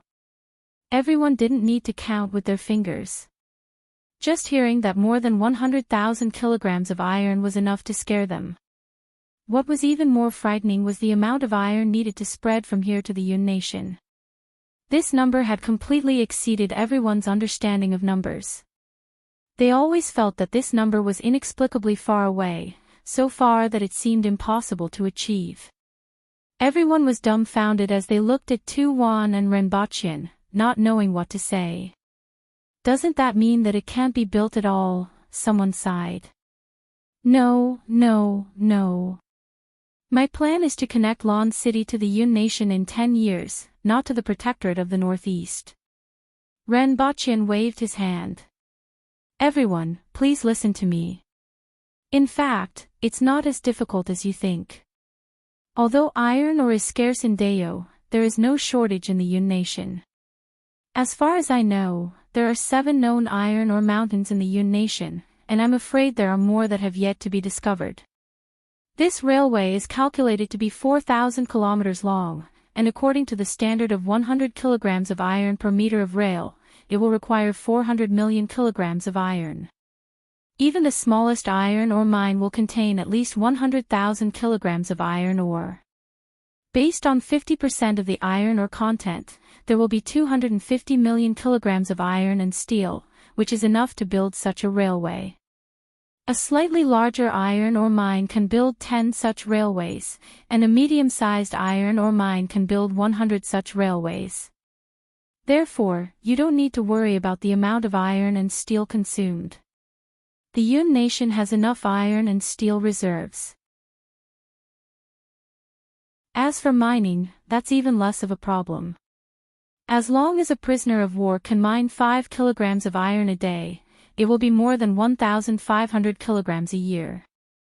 The iron ore mines in the Yun nation aren't like those on Mount Damo. Do you think that each of them can't even mine 5 kilograms of iron a day? 100,000 prisoners of war will be able to mine enough iron in 2 years. Renbochin put aside everything else and used numbers to calculate for everyone. As for mining iron ore, it wasn't a problem in his eyes. The physical fitness of the people in this world was much stronger than that of the people on Earth. If they encountered any problems, there were so many Earthwool experts who could solve them. If it didn't work out, they could still transport explosives over. Compared to the mining methods on Earth, there were many more ways to mine, and the difficulty was much lower. Furthermore, we can directly build a steel plant in the Protectorate of the Northeast. After smelting in the Protectorate of the Northeast, we can directly build a railway from there to the nation. Even if we fail in the end, the railway can be used for other purposes. It will only consume a little manpower and rations, and we will still be able to obtain a lot of iron and steel. If we succeed, this will be a great achievement for generations to come, and the Yun nation will be firmly in the hands of the empire. After Renbochin finished speaking, everyone began to ponder deeply. Qin Chuan scratched his head and said, "Although I don't understand how much is needed, what Sir Ren said makes sense. Sir Ren is definitely more knowledgeable than I am, so I think it will work. If this railway could really be realized, the Ministry of War would also benefit from it." The thought of being able to mobilize troops at will made Qin Chuan excited. "I think that what Sir Ren said is right. If this matter succeeds, the entire Yun nation will be in the hands of Her Majesty. It will be worth it even if we have to pay a little," Shi Qing said slowly. "I second that." Ko Zhihai nodded. "I am aware of Sir Ren's knowledge and ability." Tong Zhinya chuckled and then changed the topic. "However, is there really that much iron in the Yun nation?" "Definitely and definitely. Iron is one of the most common substances in nature. As long as iron ore is formed, the amount won't be too little. Furthermore, I have been following the most conservative estimates. Based on the level of prospecting in the Yun nation, most of the iron ores that can be discovered are exposed open-pit mines. The reserves and/or quality may be higher than what I have said. In particular, 3 of the iron ores are very close to each other, and it is very likely that a large iron ore is buried underground. The location of these 3 iron ores is currently where the vanguard of Protector General Zi Donglai's troops is. As long as we continue to push forward, these 3 iron ores will fall into our hands, Renbochin said. Even Tu Hong didn't say anything else after hearing this. After all, if such a railway could achieve the effect that Renbochin had mentioned, it would be too valuable and worth the risk. Moreover, they didn't need to pay much.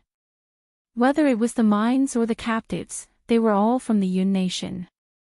The most important problem of food could be solved by the pumpkins, sweet potatoes, and other high-yielding crops that Renbochin had brought. What they had to do was to conquer the Yun nation, which was originally part of the plan. Everyone had been drooling over the riches of the Yun nation for a long time. Even if they didn't have this goal, they wouldn't let go of this piece of fat meat, not to mention that it was already on the chopping board. At present, Dayo had successively sent 60,000 reinforcements to the Protectorate of the Northeast. In addition to the original army of the Protectorate of the Northeast, there were a total of 75,000 soldiers, which was close to the original strength of Dayo. All of them had been sent to the Yun nation.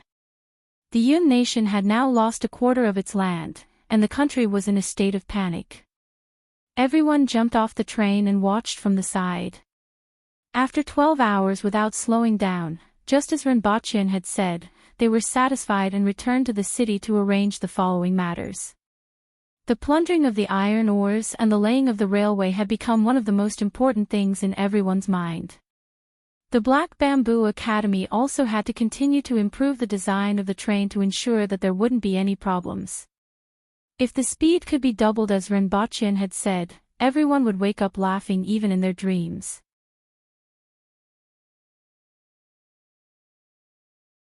Chapter 694. Xing Qingmian has great ambitions but little talent. Now that a quarter of the Yun nation's land has been seized by the barbarians, he is still rebuking dissidents in the imperial court, hindering the Western army, and cutting off their reinforcements. Nearly 100 people are still under the iron hooves of the barbarians. He is simply incompetent. This time, the barbarians are menacing and completely different from the past. The 500,000 troops of Great Xia have already deployed at the southern front and are fighting with the barbarian general Hongwu. However, the 70,000 barbarian soldiers in the Yun nation have no intention of retreating. Can't they see their purpose? The barbarians want to destroy the Yun nation this time. However, Xing Qingmian is still wishful thinking that they will retreat on their own. If the Yun nation is destroyed, you and I will both be doomed. Tomorrow, my teacher will depart for Wangjing and fight with his life. My teacher has already contacted more than 10 officials who have returned to their hometown to go to the capital together. Even if he has to knock his head against a drum, he must let His Majesty know how rotten the situation is. If Xing Qingmian is allowed to do as he pleases, the destruction of the nation is imminent. Although I'm just a scholar, I'm willing to follow teacher. What do you think? In the tavern, a scholar sat at a table and spoke passionately. His young face was slightly flushed due to his hot blood. I'm not talented, but I'm also willing to follow teacher Jingshan. A scholar opposite him immediately cupped his hands. Let's go together. I'd rather die than wait here to be trampled by the barbarians, the others said passionately. The scholarly spirit was vividly written on the few of them. Good. A burly man at the table next to them slammed the table and cheered. Everyone, although I can't go, I admire all of you. This pot of wine is a toast to all of you. As soon as he said this, many people around him followed suit, which immediately made the scholars excited. As long as the Yun nation still has hot-blooded men like you, the Yun nation will win. After finishing the wine, the burly man asked a few more details, such as whether the guards were safe and who else teacher Jingshan, who was famous in Jiang City, had invited. He then praised them profusely. After a while, he went downstairs and circled around the city twice before entering a remote courtyard. He recounted everything that happened in the restaurant in full detail. Sir, what do you think? In front of him was a middle-aged man in his 40s. He had a broad forehead and looked like a typical member of the Jing tribe. However, he didn't look much different from the people of the Yun nation. No one would be able to recognize him if he wore a bamboo hat. Although the higher-ups didn't say it, judging from the current situation, I'm afraid that the Yun nation is really going to be destroyed. There's an earth will expert among their guards. It seems like I have to deal with them personally. Tomorrow, keep an eye on their departure time and route, then kill them. Don't let them go to Wang capital. After the burly man left, the middle-aged man wrote another letter and sent it out on horseback. The next day, a group of carriages, horses, and a dozen or so scholars left Dongqing. However, at noon the next day, someone found their corpses 100 miles away. When the news came back, everyone in Rivertown was shocked. Xing Qingmian actually had so many eyes and ears. They had just set off and were intercepted by his men. Well done. Ren Baqian was quite happy to receive the news from the northeast. He then returned to the palace and handed the paper to the Empress, who was reading comics. Those people did a good job. Although they acted on their own, I still want to praise them. The value of incorporating these people has already been realized. With such a group of people, many things have become much easier. If they awaken the Yun nation, it will be a little troublesome. We have only occupied a quarter of the territory. If the Yun nation mobilizes the whole nation, our casualties will be much higher. Although this will happen sooner or later, with more and more cities falling, it will be too late by the time they react. You can't kill someone with 2 fingers. The Empress stretched out 2 fingers and gestured in front of her. I think they can. Ren Baqian spread out his hands and laughed. Well, your majesty is right. However, the strength of 2 fingers isn't as strong as a fist. The Empress retracted her fingers and said faintly, I understand what you mean. These people have done a good job. I'm clear about rewards and punishments, and I will give them the rewards they deserve. With your majesty's words, they won't be risking their lives and working hard in the Yun nation. Renbochin picked up a fruit from beside the Empress's couch and put it in his mouth. It was already June, and it was the rainy season. The occasional rainstorm didn't reduce the heat in Lawn City, but made it even more stuffy. After the train was shown to the court, everything was going on in an orderly manner. The students at the academy were listening to the class while improving the train. Renbochin had completely handed over these tasks to them. Even though their progress was slow, their gains were still huge. In addition, the other thing they needed to do was to develop a thermal generator under Renbochin's guidance from time to time. In fact, the principle of a thermal generator wasn't complicated, and it was easy to achieve initial results. The more important thing was to improve the conversion efficiency and the degree of stability. With the example of the train, many students were quite happy and plunged into the research of the generator. This research, in turn, prompted them to take the initiative to learn. They flipped through the books in the library, and every little bit of progress made them extremely excited. At present, the students at the academy and the outside world had become 2 completely different circles. They had become an isolated tower. The things that the students at the academy played with were completely unknown to the people outside. They were no longer interested in the things that the people outside played with.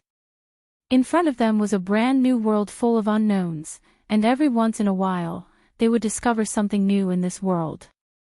The more they knew, the more problems they would encounter, and the more problems they would solve. These new problems and gains would make them even more excited to continue climbing the mountain. The sense of accomplishment and excitement, as well as the sense of identity that came from working together, was something that nothing else could give them.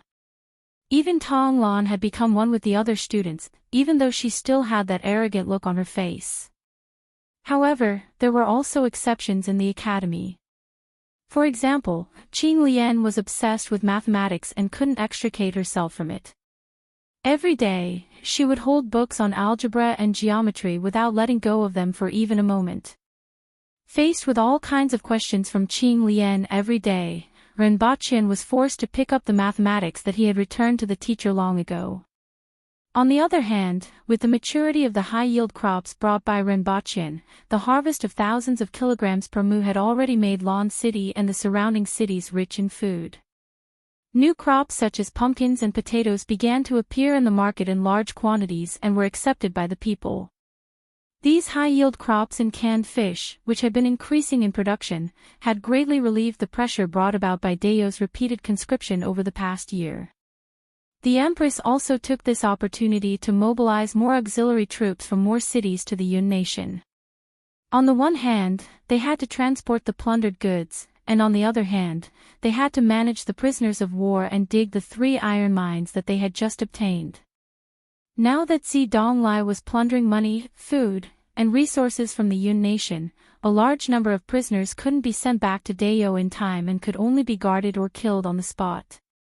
As for the war with the Qin nation and Great Xia, due to the arrival of the rainy season, the bowstrings and crossbows began to lose their elasticity due to the moisture, and the attacks from both directions slowed down for a while. In other words, the originally loud thunder but little rain gradually began to develop into a situation where they were just bystanders. For this reason, Renbochin had no choice but to give Su Qing another batch of stink bombs to remind everyone in Great Xia. For Renbochin, the most important thing was that he was getting closer to breaking through the last visualization of re-visualization, the visualization of metal.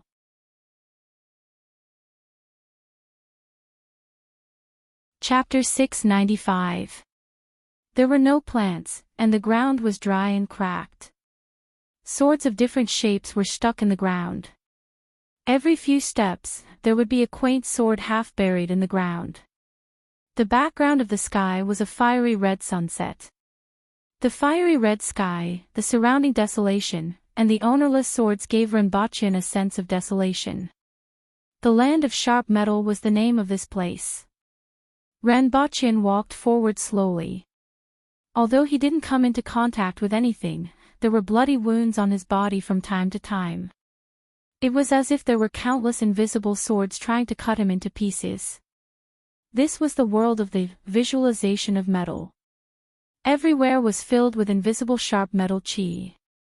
Rinpochen felt that it should be called the infinite sword creation, or the sword tomb. Amitabha. Rinpochen placed one hand on his chest and chanted the name of Buddha. He emptied his mind and seemed to be able to reduce the pain on his body by doing so. The pain of being cut by sharp blades was everywhere. Rinpochen suddenly felt a chill in his crotch. The calmness in his heart was suddenly broken, and his whole face was distorted. Damn it, he pulled open his pants in fear and looked down. Fortunately, the string of treasures was still there. It was just that there were 2 small wounds on his body. After the chill, he began to feel a burning pain. Although the other visualizations also caused him to die from drowning in the visualization of water, being blown down by the wind and falling to his death from the visualization of earth, being burned to death from the visualization of fire, being roasted to death from the visualization of metal, and being burned to death from the visualization of metal. The sharp metal chi was everywhere and undetectable. Some stayed in place and waited for him to bump into it. Some were activated when he passed by the swords, and he didn't know where the next cut would come from. Rinpochen often felt a chill in his crotch, which made him feel cold from head to toe. He could tolerate other things, but not this. Every time he entered the visualization of metal, the positions of the swords and the positions of the sharp metal chi were different. Rinpochen couldn't figure out the pattern and could only try his luck as he walked forward. Moreover, the process of dying in the land of sharp metal was extremely long. Almost every time, they would walk for an unknown amount of time before they ran out of blood and returned to the real world. After fastening his pants, he walked forward for a long time. Not a single part of his body was intact, and half of his left palm was missing. Rinpochen staggered forward. The loss of blood had made his strength weaker and weaker, and his vision had started to blur. Rinpochen placed his hand on the hilt of the sword beside him. The tan leather was very delicate to the touch. However, a ray of sword chi shot out from the hilt and pierced his right hand. However, he didn't seem to notice anything. He just stared at an empty space 100 meters in front of him. The empty space was surrounded by densely packed ancient swords, and there was only one sword in the middle of the empty space. It was like the Emperor of Swords, standing alone and accepting the worship of the other subjects. Rinpochen knew that as long as he pulled out the sword, he would be able to pass the visualization of metal. He struggled to move his feet and walked for another 10 meters. Suddenly, he felt a sharp pain in his foot and half of his foot was missing. Rinpochen couldn't stand still and fell to the ground. He crawled for another 10 meters before his vision turned black. When he opened his eyes again, he was back in the room in Pingle Park. Rinpochen didn't say anything else. He first took off his pants to take a look and checked again. After confirming that there was no problem with the function, he was relieved. He was always worried that he would come out of the visualization of metal one day and realize that he was impotent. For example, he had heard a lot of experiments like binding a person blindfolded, making a cut on the wrist, and then using a water pipe to drip water, just like letting out blood. In the end, the person died. Fortunately, Rinpochen's worries didn't come true. However, Rinpochen knew that after practicing the re-visualization, his tolerance for pain was extremely high. For example, something like a bone fracture. If it was in the past, he would have been in so much pain that he wished he was dead. However, as his cultivation progressed, he didn't seem to take it seriously. Even if he was accidentally pushed by the Empress and suffered a bone fracture, he just looked miserable and didn't feel much emotional. In addition, his reverence for death was getting lower and lower. The world of the re-visualization began to affect his perception of death. Although he clearly knew that death in the real world wasn't like the re-visualization, it was also another beginning. However, everything in the re-visualization was too real. That kind of feeling of death was too real. Regardless of whether it was drowning, falling, burning, or bleeding to death, after experiencing death countless times, it was very difficult for him not to be affected. The result was that he had died too many times in the re-visualization. No matter how miserable the way of dying was, he had tried it countless times. He began to lose his reverence for death, whether it was himself or other people. He didn't know whether these changes were good or bad. Although the practice of the re-visualization wasn't as arduous as other martial arts techniques, with the help of a large number of medicinal herbs, the speed of cultivation could be said to be much faster than those geniuses with exceptional talent. In just 1.5 years, he went from an ordinary person to the threshold of the earth will level. However, there was such a huge problem that he didn't know if it was a hidden danger or not. Perhaps he would only understand what kind of impact it had on his future when he looked back on it a long time later. After waking up, Rinpoche went out and kicked Tian Tian and Gun Gun, who pounced on him with their mouths full of fangs. He also kicked Ting Ting, who was dizzy and disoriented. Then, he started his daily routine as if nothing had happened.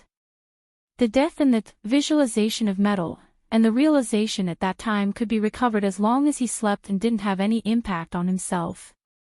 After all, after such a long time of practice, he already knew how to adjust himself. He had to admit that many things from those baldies were quite useful. Although Rinpoche only thought of the phrase, Amitabha Buddha, when he killed people or when he was killed in the re-visualization, Rinpoche pondered for a while. He seemed to have the title of Bodhisattva and didn't know how that little monk was doing.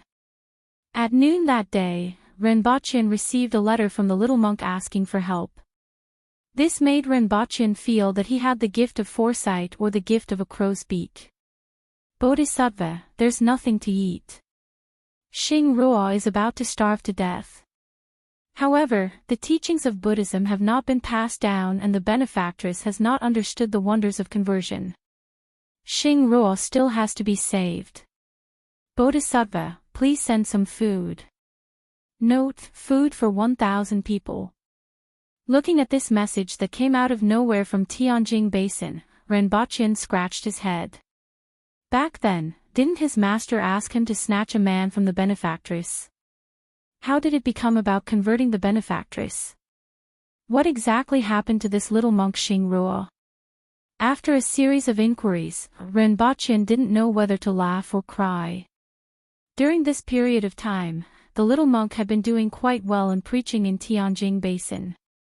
Over the past year, he had gained a few thousand followers. From a few dozen followers to a few thousand followers, this was already considered very impressive for a little monk who wasn't even 10 years old. Of course, this was also related to the massacre in Tianjing Basin by Shiwanya and the chaos in Jiangbei City. After that little monk had gained some followers and advocated for the people to help each other, which helped them get through the most difficult period. Although the current situation wasn't very good, it was much better than the situation in Jiangbei City. After that, he actually went to convert prostitutes. It should be said that those prostitutes were women who lost their families due to the war and couldn't make a living. They were reduced to the streets in exchange for food. They were also a group of pitiful people.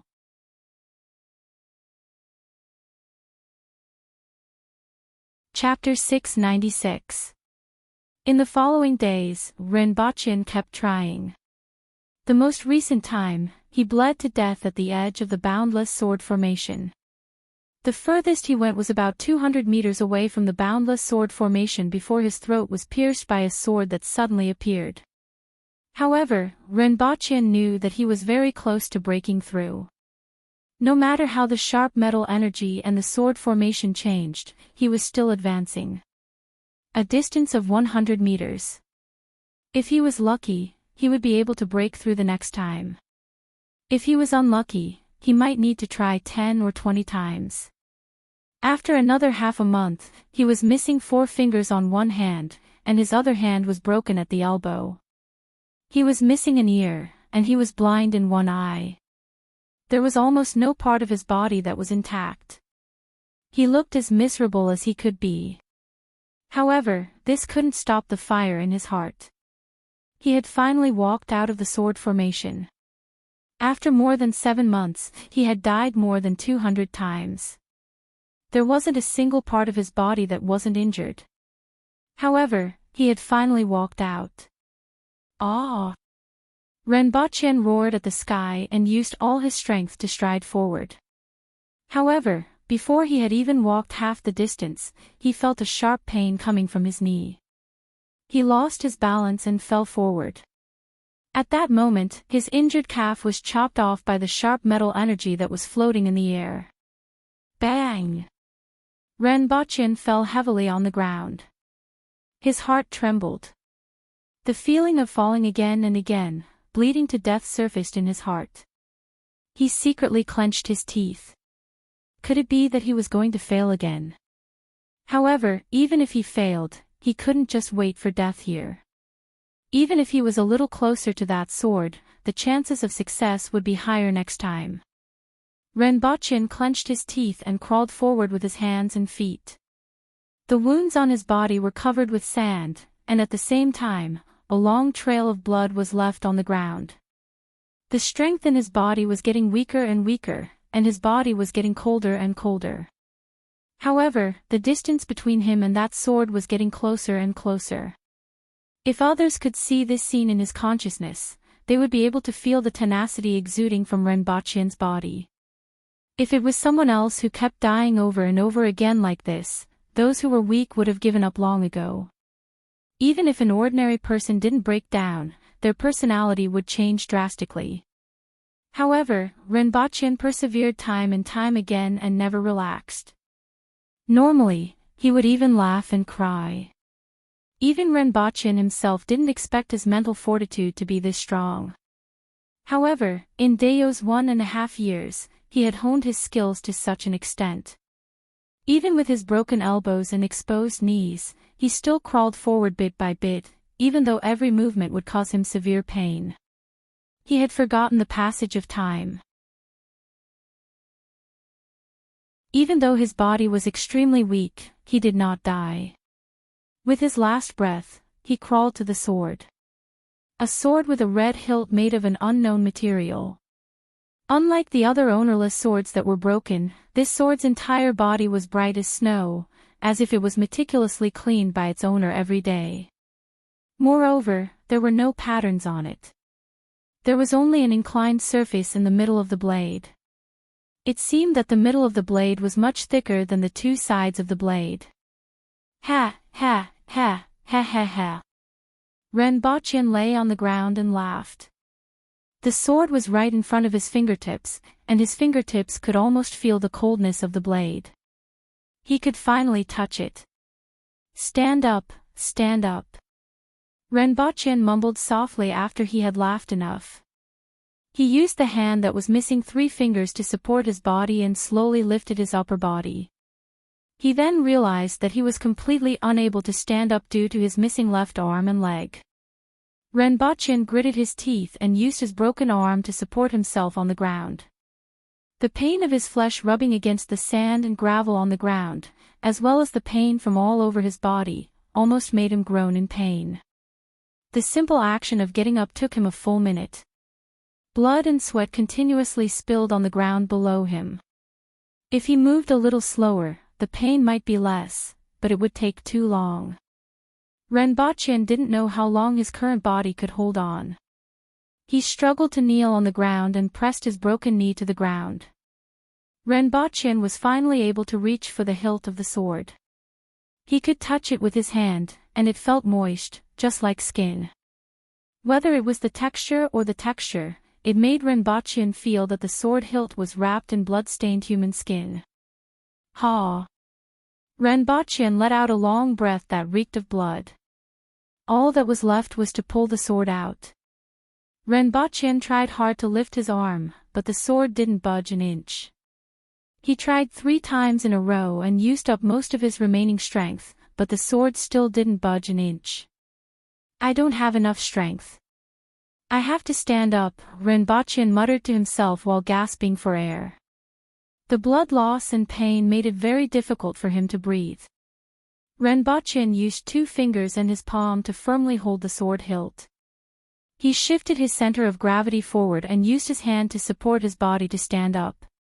Chee!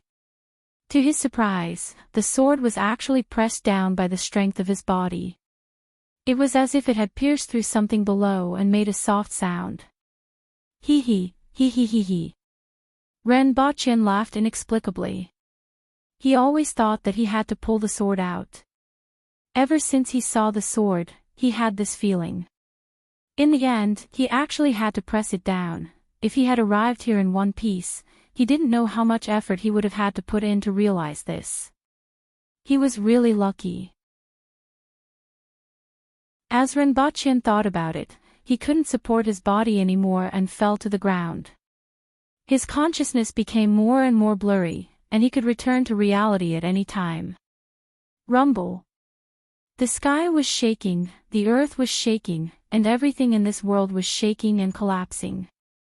The sky was full of cracks, and the earth was peeling off piece by piece. This world seemed to be floating in the air.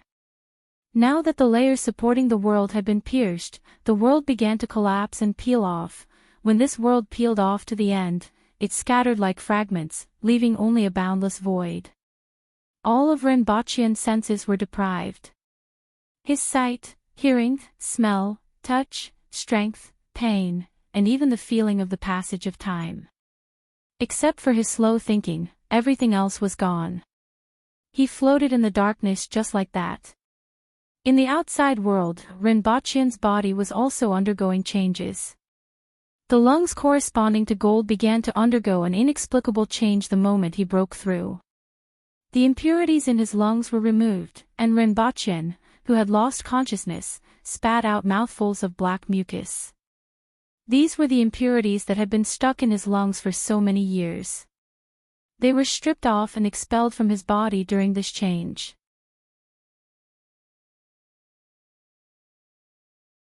Chapter 697. Renbochin was awakened by hunger. The strong sense of hunger was like a tide that stimulated his brain. His surroundings were dark, but he was lying on a familiar bed. The sound of heavy rain could be heard from outside the window. However, Renbochin had no time to think about other things. Hungry, hungry, hungry, hungry, Renbochin felt that his eyes had turned green. He quickly found a bag filled with candies from around the bed. He tore open the wrapper with trembling hands and threw the candies into the bag. Finally, he swallowed them without any hesitation. 1 piece, 2 pieces, 3 pieces. A bag of about 1.5 kilograms of candies was in his stomach. The burning sensation in his stomach didn't diminish at all, and his brain was still sending out signals that he needed to eat. Renbochin flipped over and landed on the ground like a ghost. He staggered, stabilized his body with great difficulty, and hurriedly pushed open the door and ran out. When his gaze landed on Tian Tian and Gun Gun, who were hiding from the rain under the eaves, he felt as if he had seen delicious food. A large amount of saliva was secreted from his mouth before he swallowed it. Fortunately, although the 1.5 kilograms of candies didn't alleviate his hunger, it allowed him to retain his ability to think. Otherwise, if he had rushed out as soon as he woke up, he reckoned that he would only see a floor of bones when he woke up the next day. Renbochin's figure floated into the rain, leaped over the wall, and headed straight for the imperial kitchen. Ever since he woke up, he had felt that his body was as light as a feather.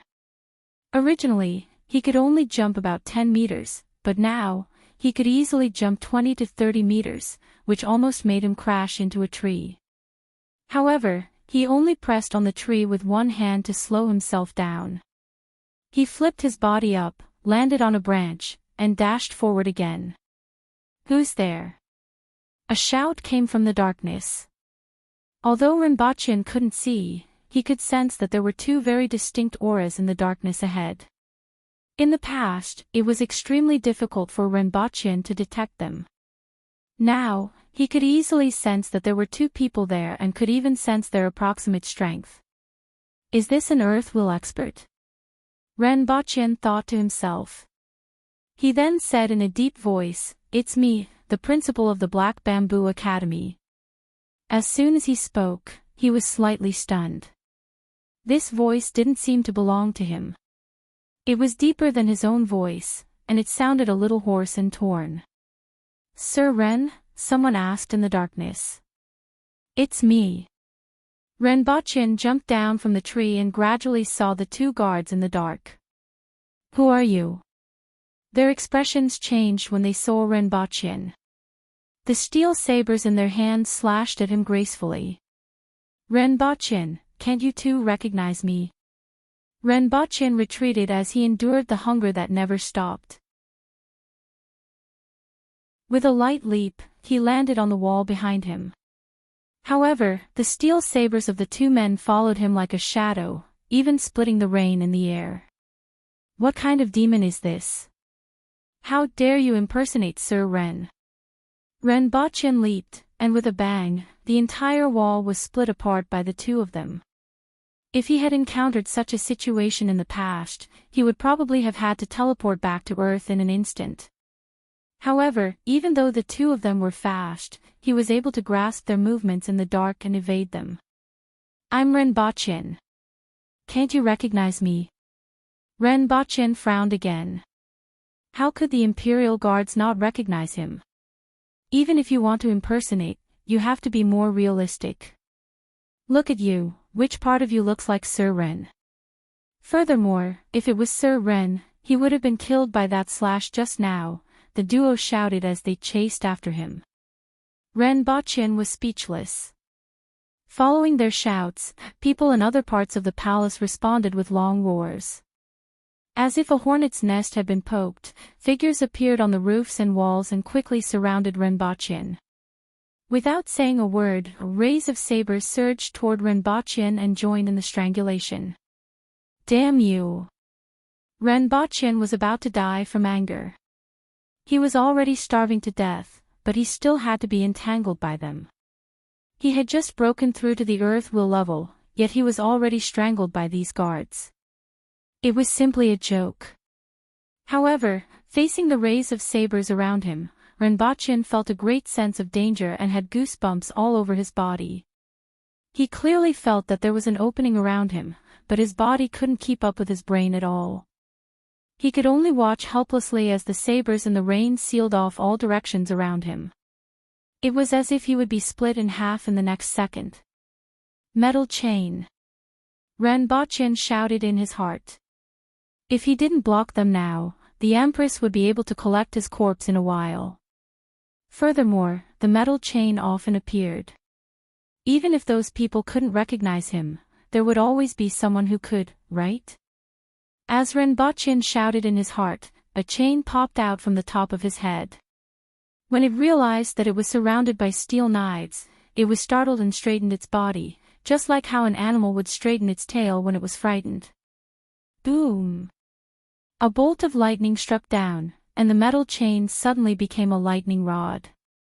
Rinpoche, who was leaping in the air with the chain on his head, was struck solidly. F***ck your grandpa's. Rinpoche fell from the sky with smoke coming out of his mouth. He didn't expect that he would have such an unlucky day. After painstakingly attaining the earth will level, he woke up to be chased by guards and then struck by lightning. Rinpoche didn't know who to scold. He now understood the kind of bitter expert who thought that he was the best in the world after years of hard work, only to be smashed to death by a flying shoe as soon as he came out of seclusion. They were all people who had fallen from grace. Struck to death by lightning. It smells like it's cooked. The many guards who rushed over stopped their sabers and looked at each other. How unlucky was this person to be struck to death by lightning before they could do anything. However, this person was really courting death by sneaking into the palace. Someone has invaded. Inform the commander to come. Also, he pretended to be Sir Ren just now and went to check on him, the two guards immediately said as they recalled an important matter. This person isn't dead yet, someone said after checking Renbachian's breath. Watch him and wait for the commander to come. Xianzhe rushed over in a moment. Rain was dripping down her armor, and her face was cold. Someone sneaked into the palace. How many people? Only one was found. However, this person pretended to be Sir Ren. I'm afraid that he's in danger, so I've already sent someone to investigate. Pass down the order to search the entire palace to see if he has any accomplices. Commander, Sir Ren is missing. Someone suddenly reported. What? Xianzhe was shocked. If Renbachian was missing, it would be a big problem. The door to Sir Ren's room was open, but it seems that no one went in. There are no traces of water on the ground. With such heavy rain, it's impossible to sneak into Sir Ren's room without leaving any traces. It looks like Sir Ren left on his own. I followed the traces left by Sir Ren after he left the room. The rain was too heavy, so there were very few traces left. However, according to the direction, it should be here. As soon as he said that, everyone was instantly confused. But this person's voice, figure, and appearance aren't Sir Ren's. The two guards who were the first to arrive were dumbfounded. Everyone carefully sized up the person on the ground. The lightning strike just now had left only a few rags hanging on his body. His whole body was charred black and emitted the aroma of roasted meat. A metal chain mysteriously protruded from the top of Renbachian's head. Xianzhe looked at this metal chain, and the coldness on her face instantly dissipated. Such a wretched metal chain, there was no one else.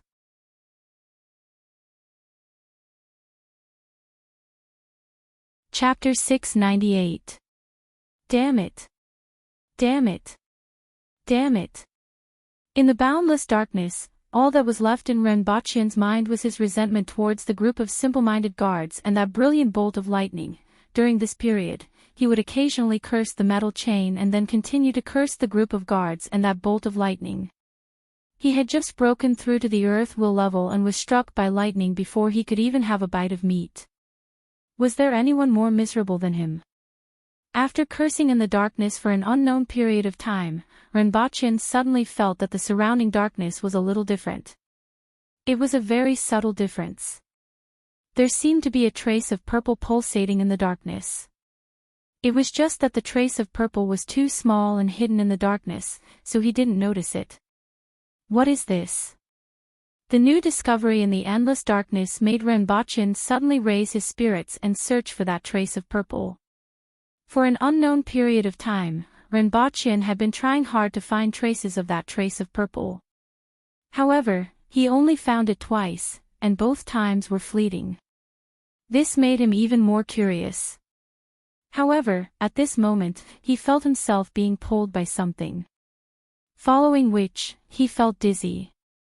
The feeling of hunger and pain all over his body surged into his mind again. Am I back? This thought emerged in Renbachian's mind. The eyeballs under his eyelids moved, and he tried hard to open his eyes. He saw the Empress's cold and concerned face above him. When he turned his gaze again, he realized that he seemed to be in the Empress's bedroom. You are finally awake. The Empress heaved a sigh of relief.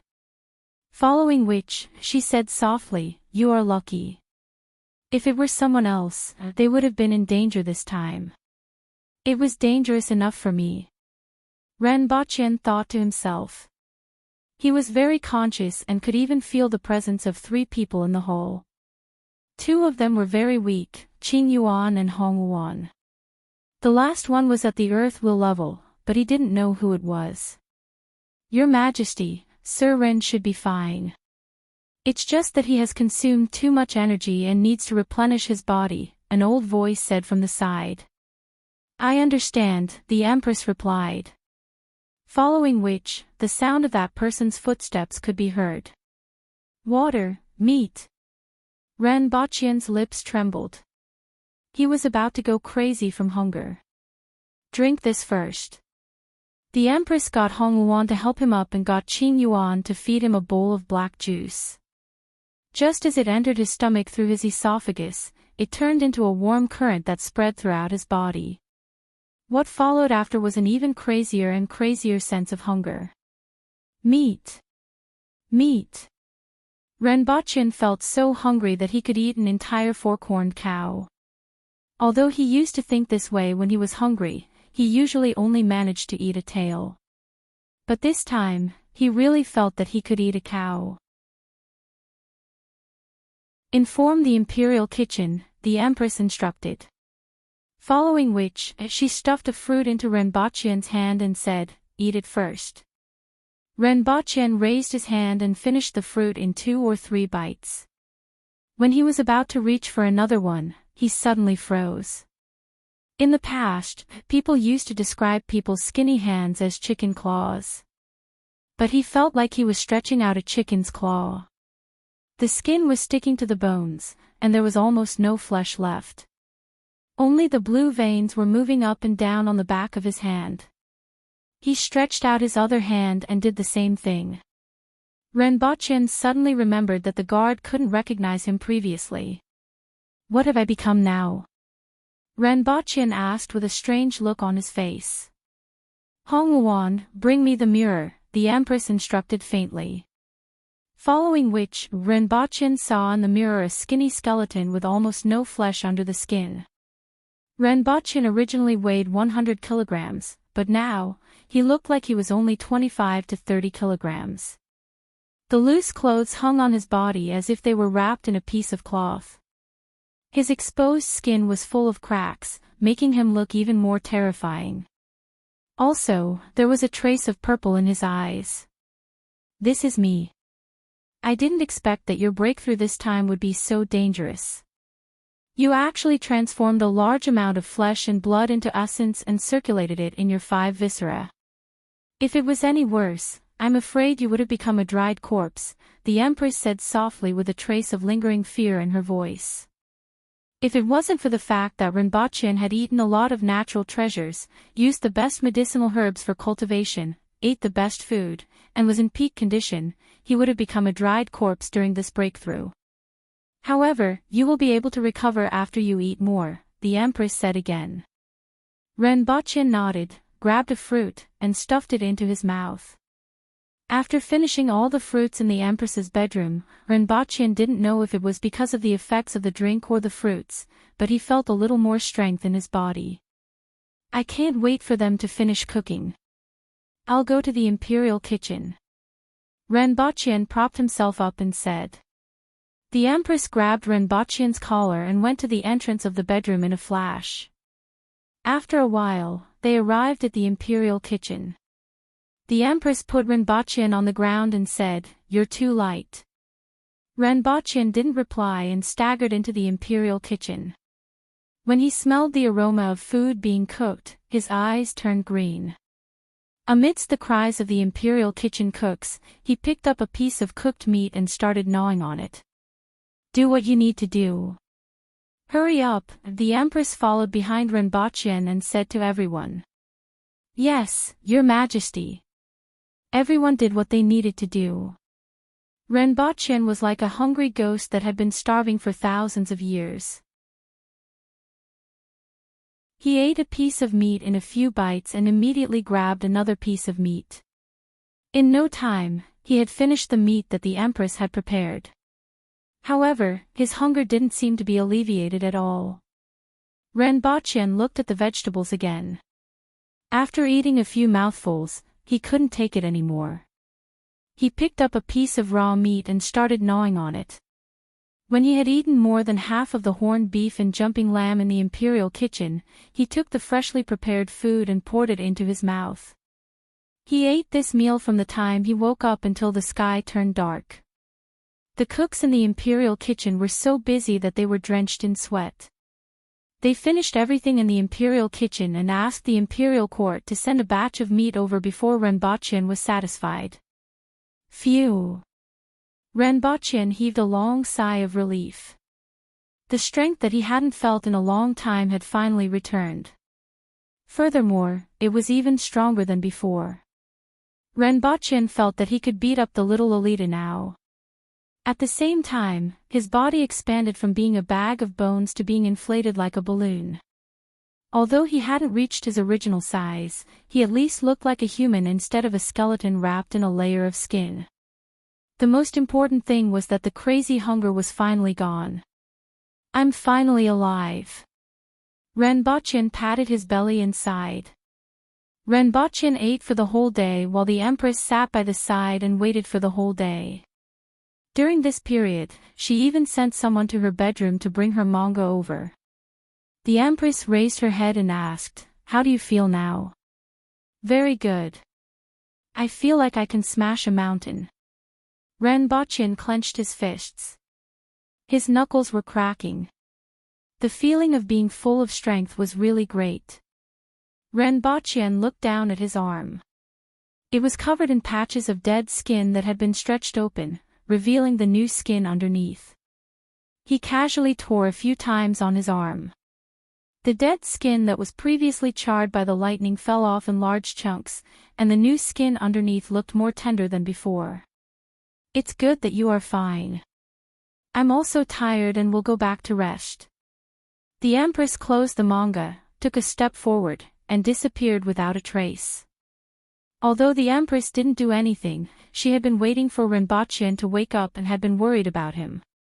Now that Renbochin was fine, she could finally relax.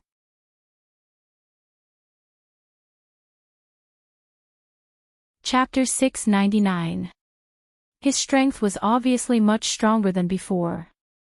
Renbochin tested it with a heavy object in the room and found that it had increased by about a quarter. His hands now had about 1,600 kilograms of strength. Coupled with the strength of his legs and waist, Renbochin felt that he could use a car as a training tool. As for his speed, it was the biggest change. Renbochin always felt that his body was light as a feather, as if he could jump with a little force. Renbochin exerted force with his feet outside the room and rushed out like an arrow. Bang! Sir Ren. The guards outside the courtyard rushed in. "I'm fine. Don't worry about me." Renbochin rubbed his nose as the wall in front of him cracked. He thought back to the day when he had just broken through and was about to crash into a tree. His reaction at that time was much faster than it was now. It had to be said that people were forced to do what they could. When a person was extremely hungry, his body's potential could be unleashed. Renbochin gently landed on the wall that was more than 3 meters high and landed on the opposite roof. In the blink of an eye, Renbochin had covered a distance of tens of meters. He only saw a blur in front of his eyes before he landed on the roof and crushed 2 stone tiles on the way. Renbochin estimated that it would only take him about 2 seconds to cover 100 meters. Previously, it would have taken him at least 5 seconds. This meant that his current speed was 2.5 times faster than before. He was even faster than the winged cavalry. The winged cavalry warriors hadn't just entered the Kismet Heaven level. They had been there for decades, but Renbochin was faster than them. Furthermore, he had just entered the Earth Will level and would probably be even faster in the future. In terms of strength, he was much weaker than the Kismet Heaven experts. The strength of an aboriginal Kismet Heaven expert was at least 1,000 kilograms, while the strength of the winged cavalry warriors was generally between 2,300 and 2,700 kilograms. Earth Will experts were usually 1,500 kilograms. Renbochin's 1,600 kilograms of strength was slightly stronger than that of an Earth Will expert but much weaker than an aboriginal expert of the same level. Another important change was that the chi in his body was much more obvious than before. Previously, it was just scattered puddles that could only be sensed by careful sensing. In the blink of an eye, it would dissipate everywhere in his body. Now, it was like the Yangtze River, flowing endlessly between his internal organs. From time to time, essence blood would transform into essence chi and join the circulation, and from time to time, essence chi would dissipate into his limbs. Although it wasn't that clear, he could still feel it. Moreover, when he started to jump, he could feel essence chi flowing into his legs. Renbochin had a rough idea of the changes that had occurred after he entered the earth will level. Seeing that it was already late at night, he entered his room and fell into a deep sleep. The next morning, Renbochin woke up and went to the Empress's quarters. On the way, he met two imperial guards who greeted him from afar and cupped their hands. "Sir Ren, we were rash that day and didn't recognize you. We apologize for offending you."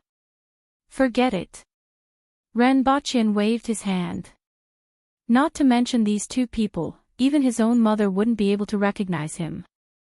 "The two of you are also doing your duty. The situation that day was special. You two can't be blamed. I knew Sir Ren wasn't a stingy person. I'll treat you to a drink some other day."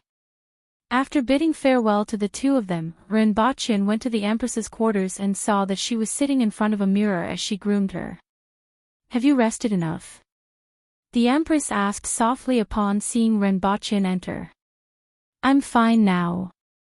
Renbochin smiled. "I've caused your Majesty to worry. Your martial arts are a little strange. Such a situation wouldn't occur when a man-will expert breaks through to the earth will level, so I didn't expect it." "Fortunately, nothing happened," the Empress said faintly. "Previously, I asked other practitioners about the situation of breaking through to the earth will level, and it's indeed different. However, others practice step by step and their bodies are full of chi and blood.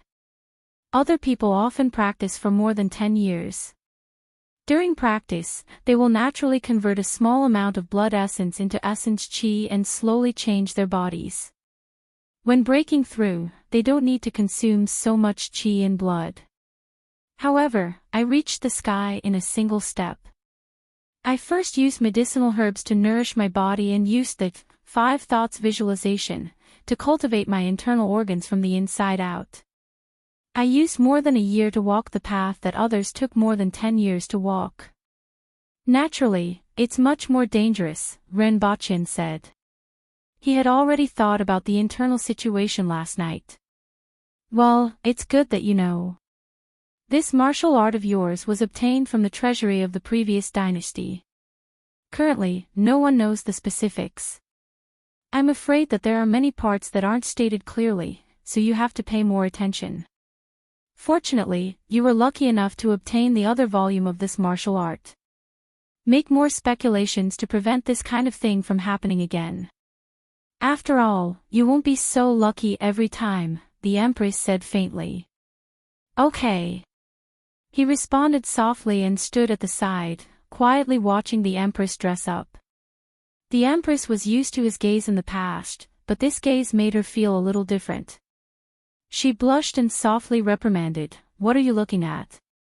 Renbochin pondered and said, "According to our customs, shouldn't I be asking you what's wrong?" The wooden box on the dressing table flew directly toward Renbochin's head. Then, it flew past him from 2 meters away. Renbochin took a step back, reached out, and grabbed the box. After opening it, he found that it contained lipstick from the Yun nation. Although he had bought a lot of lipstick on Earth, the Empress liked the fragrance of this lipstick more. "It smells so good." Renbochin smiled after smelling it. The Empress raised her eyebrows and said, "You've become capable." Renbochin looked at the Empress and smiled without saying anything. He had finally reached the earth will level. The Empress raised her eyebrows and blushed again. "Chase him out. He's disturbing me by standing there," the Empress said angrily. Qin Yuan stood at the side and winked at Renbochin with a smile.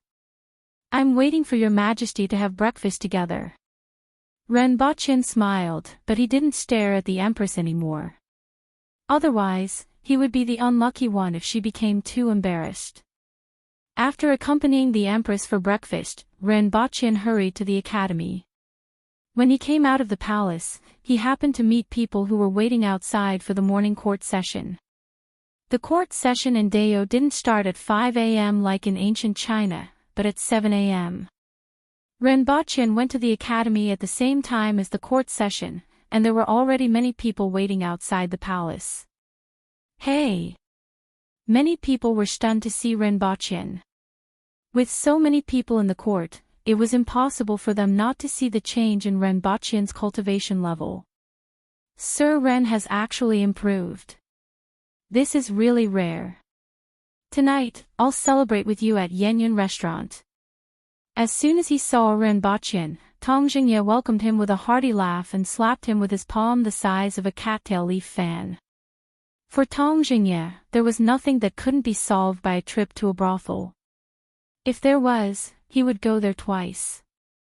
In the face of Tong Jingye's slap, even though Renbochin wanted to run away, he didn't have the slightest strength to resist Tong Jingye's palm.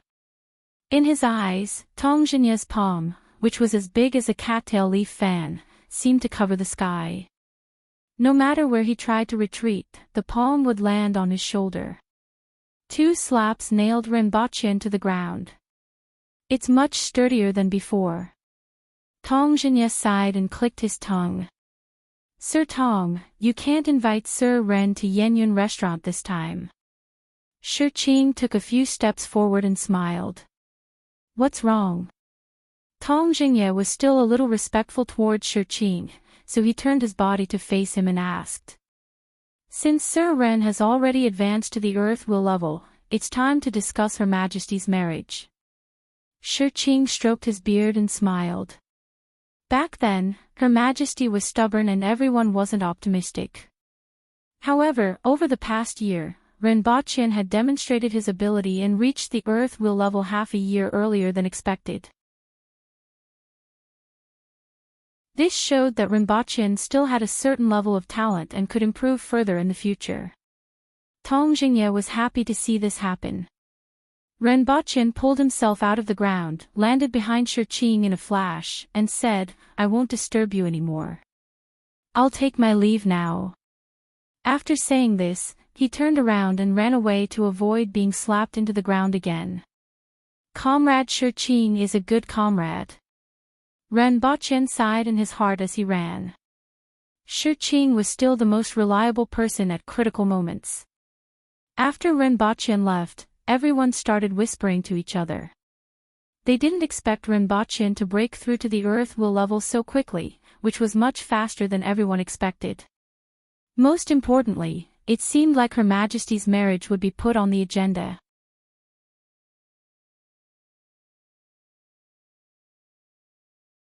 Chapter 700. His Majesty has arrived. In fact, even if no one announced it, everyone in the hall could completely sense that the Empress had arrived. Under everyone's gaze, the Empress walked across the hall and sat on the golden throne at the highest end. She slowly said, I have something to report. Following the Empress's voice, the hall was silent for a few seconds. Everyone looked at each other, but no one spoke. If there's nothing else, let's end the court session, the Empress said as she swept her gaze across the crowd. Tong Jingye stepped forward and said, I have something to report. The recent heavy rain has caused the dolomite mine to collapse in many places, and more than 70 people have been killed or injured. Prisoners of war? The Empress asked. Yes. Tong Jingye answered. The Empress felt a little strange. Why did he bring this matter up to the imperial court?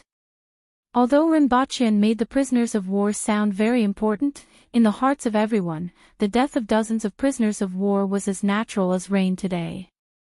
After all, there were so many prisoners of war, and there were bound to be some who died of illness every day. Go back and deal with it yourself, the Empress replied casually. Who else has anything to report? The Water Empress looked around and said, "If there's nothing else, the court is dismissed." "Your Majesty, I also have something to report." Gui Hong had no choice but to step forward under Tong Jinye's threatening gaze. The Empress furrowed her eyebrows. When she asked just now, no one spoke. When she said that the court session was over, all these people jumped out one by one. "Speak." "The sweet potatoes, pumpkins, and potatoes provided by Principal Ren are suitable for growing in Tianjing Basin. I would like to introduce these crops to Tianjing Basin to replace the wetland rice that is currently being grown in Tianjing Basin. After all, the yield of wetland rice was very low, and its value was not high. Most of the crops in Tianjing Basin are planted with this type of crop. If they are changed to sweet potatoes and other crops, the output can be increased by at least 5 times. Gui Hong reported. Approved. The Empress nodded. Is there anyone else? The Empress looked around again and raised her eyebrows when she saw that everyone looked as though their souls had left their bodies. When Shi Qing, who was standing at the forefront, saw this, he quickly took a few steps forward and cupped his hands in salute. Your Majesty, I have something to report. Speak. I met Sir Ren just now. He has just broken through to the earth will level, Shi Qing said. Indeed. The Empress immediately had a premonition that made her feel uneasy. Her Majesty and Sir Ren are in love with each other. Previously, it was only because Sir Ren's cultivation level was too low that Her Majesty was unable to give birth to an heir. Now that Sir Ren has broken through to the earth will level, it's time for Her Majesty's wedding. Shi Qing said slowly. The Empress felt as if she had been struck by lightning, and her whole body froze. Although she was already mentally prepared and liked Rinpoche very much, the mention of marriage made her feel like, I just got up this morning and had nothing to do, so I came to attend court. Now you want to talk to me about marriage? I haven't even brushed my teeth. The feeling of being unable to defend against an arrow to the knee. Her gaze swept across the crowd, and everyone lifted their heads to stare at her. The Water Empress felt that she had not been so nervous in a long time. She felt as if there was a huge elephant jumping around in her chest. In an instant, the Empress blushed from her neck to her ears. This matter, we'll discuss it later. The Water Empress suppressed her emotions and tried her best to speak slowly. She felt that she was not ready yet. Could it be that Her Majesty is dissatisfied with Sir Ren? Do you want to find another husband? Shi Qing's wrinkled face revealed his white teeth. That's not it. The Empress waved her hand, and her heart beat even faster. Your Majesty's talent is unparalleled, and your cultivation level is increasing day by day. However, it isn't difficult to find a man who can have a child with you. Shi Qing laughed. However, if Sir Ren makes another breakthrough, he may not be able to keep up with your Majesty's pace. Even if he can keep up, who knows how long it will be before he can. If your Majesty feels that there is nothing wrong with Sir Ren, please settle the marriage as soon as possible so that I and the others can rest assured. In the future, when your Majesty gives birth to a child, there will be nothing to worry about. Please arrange it as soon as possible, Your Majesty. Qin Chuan, Tu Wan, and the others stepped forward. Everyone could see that the Empress liked Rinpoche very much. Since that was the case, it was better to settle the marriage as soon as possible so that the Empress could give birth to a child. This was also a good thing. The Empress was already a little embarrassed and nervous, but when she saw everyone speaking up, she immediately became angry and asked, Are you forcing me? As she spoke, she raised her eyebrows, and an ominous glint flashed in her eyes. We just hope that your Majesty's marriage can be settled as soon as possible so that we can rest assured, everyone said. Forget it. You can make the arrangements and report to me later, the Empress raised her eyebrows and said in a low voice. After that, he stood up and walked out of the main hall. Not long after, his face turned red and steam began to rise from his head. White steam rose up to a height of 10 feet. From afar, he looked like a moving human-shaped chimney. Thinking that she was actually going to marry that guy, the Empress felt that her brain was about to overload and stop working. After the Empress escaped, everyone looked at each other and smiled. Even Tong Jinye and Qin Chuan, who were usually at odds with each other, didn't pick on each other. It could be said that everyone had watched the Empress grow up. Even if the Empress's identity was disregarded, an event like the wedding of the Empress was extremely important to them. Dayo has not been established for a long time, and Your Majesty is the only woman. There is really no precedent. How is this marriage going to be arranged? Is it going to be arranged according to the customs of Grand Xia or according to our ancient race's customs? Qin Chuan had a strange expression on his face. Of course we'll follow the ancient race's rules. Shui Yan, the Minister of Justice, grinned. Then, everyone's expression turned strange. According to the Aboriginals' marriage arrangements, the parents had to go to the Aboriginals' house to discuss the marriage. No one knew where the old emperor had gone, and no one had heard of Renbachian's parents. This was easy to arrange. Then, he would send over a number of prey. This would depend on the strength of the man. The stronger the prey, the stronger the man, and the more respect he would have. The problem was the beating of the bride. Yes, a kiss. The woman's family had to send out experts to block the way, and the man had to fight his way up, and in the end, he had to defeat the woman herself. Of course, after the betrothal, the bride's family would send people to stop them. This was mainly to show off their strength. Simply put, it was to show off their muscles so that they wouldn't be bullied in the future. As long as the male side displayed his strength, it would be fine.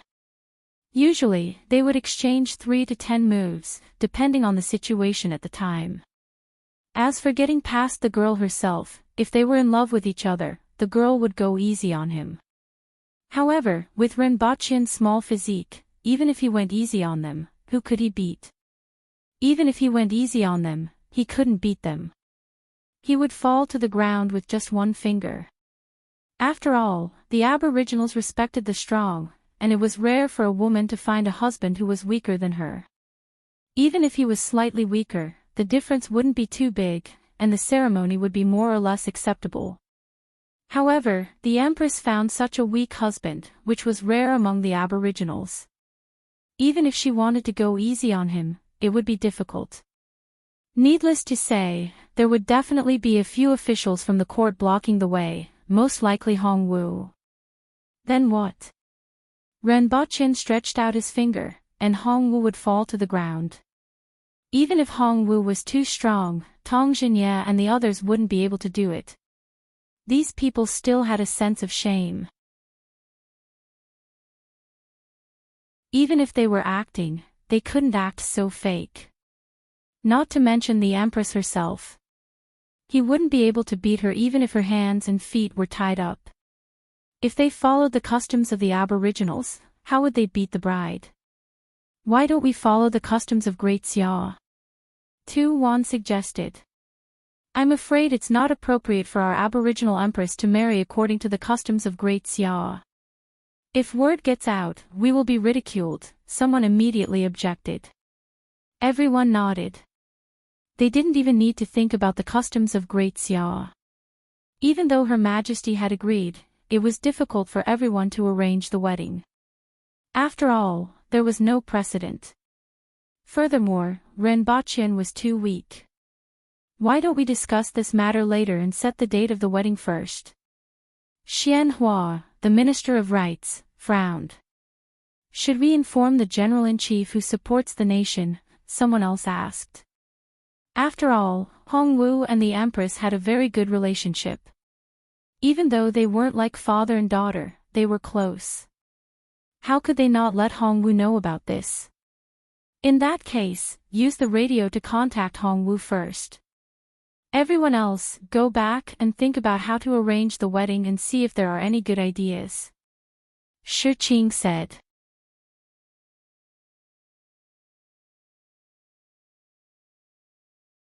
Chapter 701. His Majesty's Marriage. Hongwu thought for a while after hearing the content from the radio. I will return as soon as possible. Madam Hong, this matter is not urgent. The matters at the front lines are more urgent. The soldiers of Great Xia were stationed at the front line. If Sir Hong returned, what would happen to the 30,000 soldiers and hundreds of thousands of civilians? Just leave these matters to us. Right now, the main thing is that we haven't set a date for the wedding yet. Shi Qing said in a deep voice. Naturally, we have to kill Great Xia first. Initially, I wanted to let them wear down some of their soldiers. Don't worry, Great Elder, I know what I'm doing. As for the wedding date, I think I need to think about it carefully. Hongwu strode out of the room after he finished speaking. Bring me my saber. Hongwu shouted as he walked out of the door. My lord. Someone revealed a puzzled expression. However, someone quickly ran to Hongwu's side with a long-handled broadsword. Hongwu stretched out his hand and took it. He raised the long saber to the sky and swung it down. The house in front of Hongwu was instantly split into two. Hongwu threw the saber to the guard and said, Go and check the flashbangs. There must not be any mistakes. Also, get someone to watch the weather and inform me at any time. Yes. From today onwards, when the battalions are defending the city during the day, the time that each battalion spends guarding the city will be reduced to 6 hours. The rest of the time, you are to recuperate and build up your strength, awaiting my orders.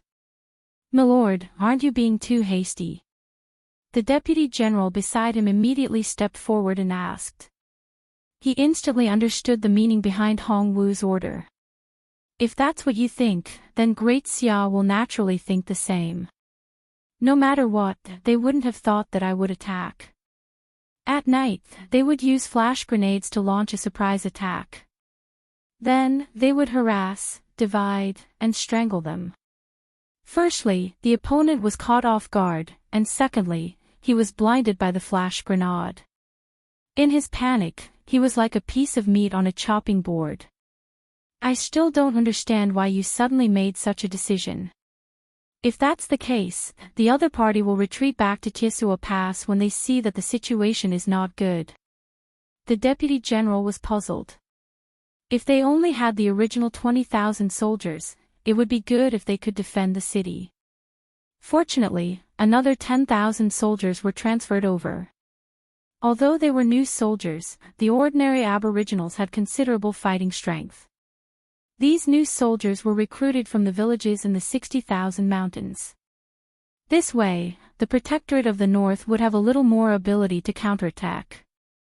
It was only when 20,000 stun grenades were delivered from the rear that Hongwu finally had the ability to keep the Great Xia soldiers here. However, 30,000 soldiers were still not enough to keep the 500,000 soldiers of Great Xia here. After all, Ping City was so close to Tiesua Pass that it would take less than a day's journey to get there. Even if the surprise attack was successful, the enemy would naturally retreat after suffering a great defeat. Even if all 30,000 troops were to attack and kill their way through, at least half of the remaining 430,000 troops would be able to retreat back to Tiesua Pass.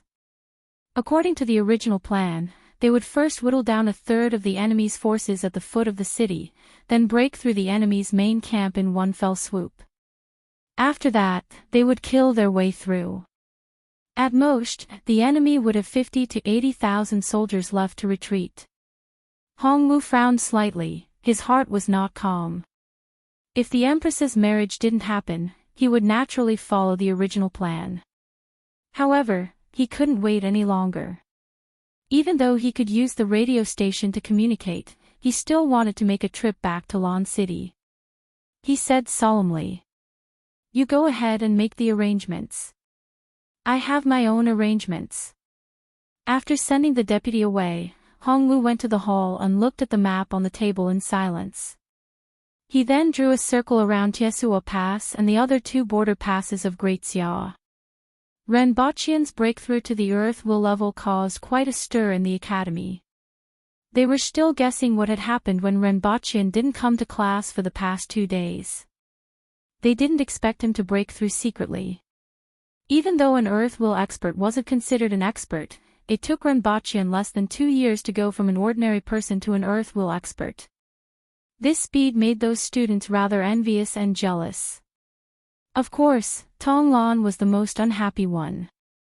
She felt that there wouldn't be many opportunities for her to take revenge while practicing martial arts.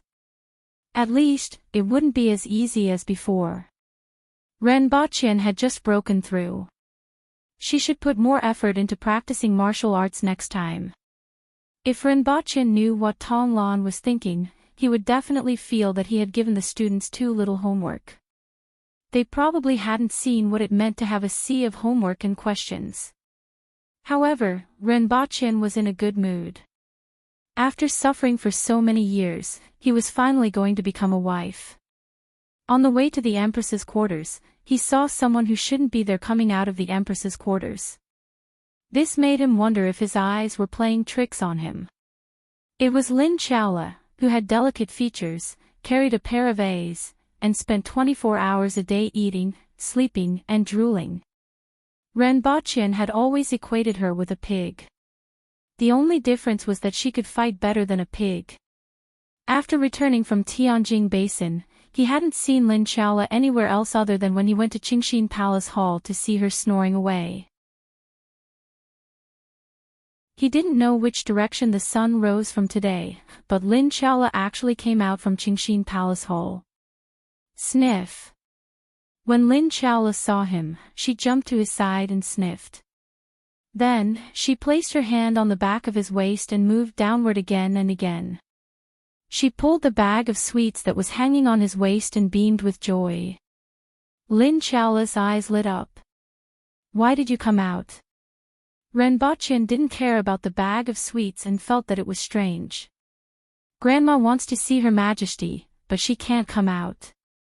Lin Chaola happily grabbed a piece of chocolate from the bag, skillfully peeled it, and threw it into her mouth. Then, her face twitched. Pfft! What's this taste? Why is it so disgusting? Lin Chaola spat a few mouthfuls of saliva and looked lifeless. Renbochen glanced at it and saw that it was indeed dark chocolate with 90% cocoa content. He had to admit that this thing was really disgusting. To describe it, it was similar to drinking Chinese medicine without rock sugar. That day, when he was buying sweets at the supermarket, he accidentally caught it and mixed it with the sweets. Even the Empress fell for it once. Librarian Lin can't come out. Renbochen was curious about the other sentence that Lin Chaola said. Grandma is afraid of light. She never comes out during the day. Lin Chaola said with a bitter face. She felt that her tongue was full of bitterness, and she only felt better after throwing a few pieces of sweets into her mouth. Then, she beamed with joy. He had to admit that Lin Chaola was a person who was easily satisfied. There's such a thing. Renbochen was slightly surprised as this was the first time he heard of it. It's been so many years. In any case, I have never seen Grandma come out. Lin Chaola muttered, then waved at Renbochen and said, Grandma looking for Her Majesty has something to do with you. You will know when the time comes. Let's go. Something to do with me. Could it be related to my martial arts?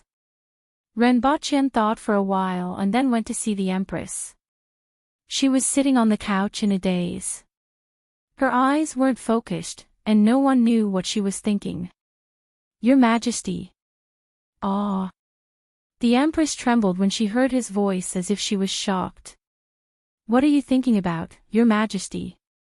Renbochen asked with a smile. Just a small matter. The Empress's gaze drifted away, and it was obvious that she didn't mean it. She then calmed herself down, sat upright, and said with a serious face, I have something important to tell you. Please speak, Your Majesty. Renbochen said. The Empress looked at Rinpochen with a serious face. Then, her mind was in chaos, and her head began to emit hot air. It was like steam rising more than 3 meters high. The Empress looked away and said, "It's nothing. Your Majesty, this move must be the legendary gathering of 3 flowers and 5 energies toward one's origin. It's really an eye-opener for me." Rinpochen exclaimed. The Empress blushed from her neck to her ears. "Is there really nothing else, Your Majesty?" Rinpochen looked at the Empress's attitude and asked with a smile. "There's nothing else." The Empress tried to calm her voice. "Really?"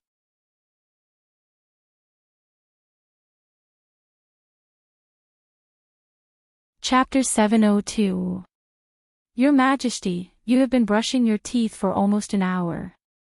Isn't it time to go to Qingxin Palace Hall? What exactly do you want to do there? Rinpochen leaned against the door and looked at the Empress speechlessly. 6 toothbrushes were broken in less than an hour.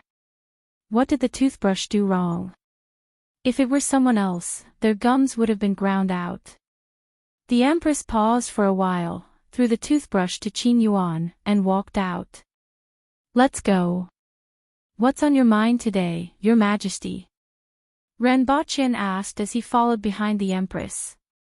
"Nothing, I'm fine," the Empress replied without turning her head.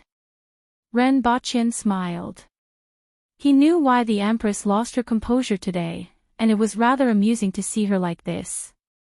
When they entered the courtyard of Qingxin Palace Hall, they saw Lin Chaola sprawled on the ground, drooling as she slept. She didn't care about the strong sunlight shining on her body, and she was still clutching the bag of sweets tightly. Cough. Rinpochen coughed dryly, and Lin Chaola immediately jumped up from the ground. "Your Majesty." Lin Chaola wiped her saliva, looked down at the bag of sweets in her hand, and then looked at the person in front of her. She hesitated for a while and reluctantly handed the bag over. The Empress glanced at it and said, "Keep it." She couldn't be more familiar with that bag, and she knew what was inside without taking it. Lin Chaola immediately stuffed the bag of sweets into her arms and led the way. "You guys wait outside." The Empress turned to Qin Yuan, Hong Yuan, and the guards who followed her. "Yes. Follow me in." The Empress glanced at Rinpochen. The 3 of them entered Qingxin Palace Hall and went straight to the 2nd floor. At the top of the stairs, they heard violent coughing sounds. The 2nd floor was still as dark as ever. "Your Majesty, I pay my respects to you." Supervisor Lin stood at the top of the stairs and greeted the Empress. "You don't have to be so polite." The Empress waved her hand. "You must have something to say to me." "Allow me to see Principal Ren's condition first," Supervisor Lin said. The Empress nodded slightly, and Rinpochen stepped forward and stood in front of Supervisor Lin. Supervisor Lin sized Rinpochen up and stretched out her withered palm to grab his shoulder. Rinpochen didn't dodge and let her grab his shoulder. However, Supervisor Lin's grip on Rinpochen's shoulder was unexpectedly strong. Her fingers seemed to have dug halfway into Rinpochen's shoulder, causing him to feel a stinging pain.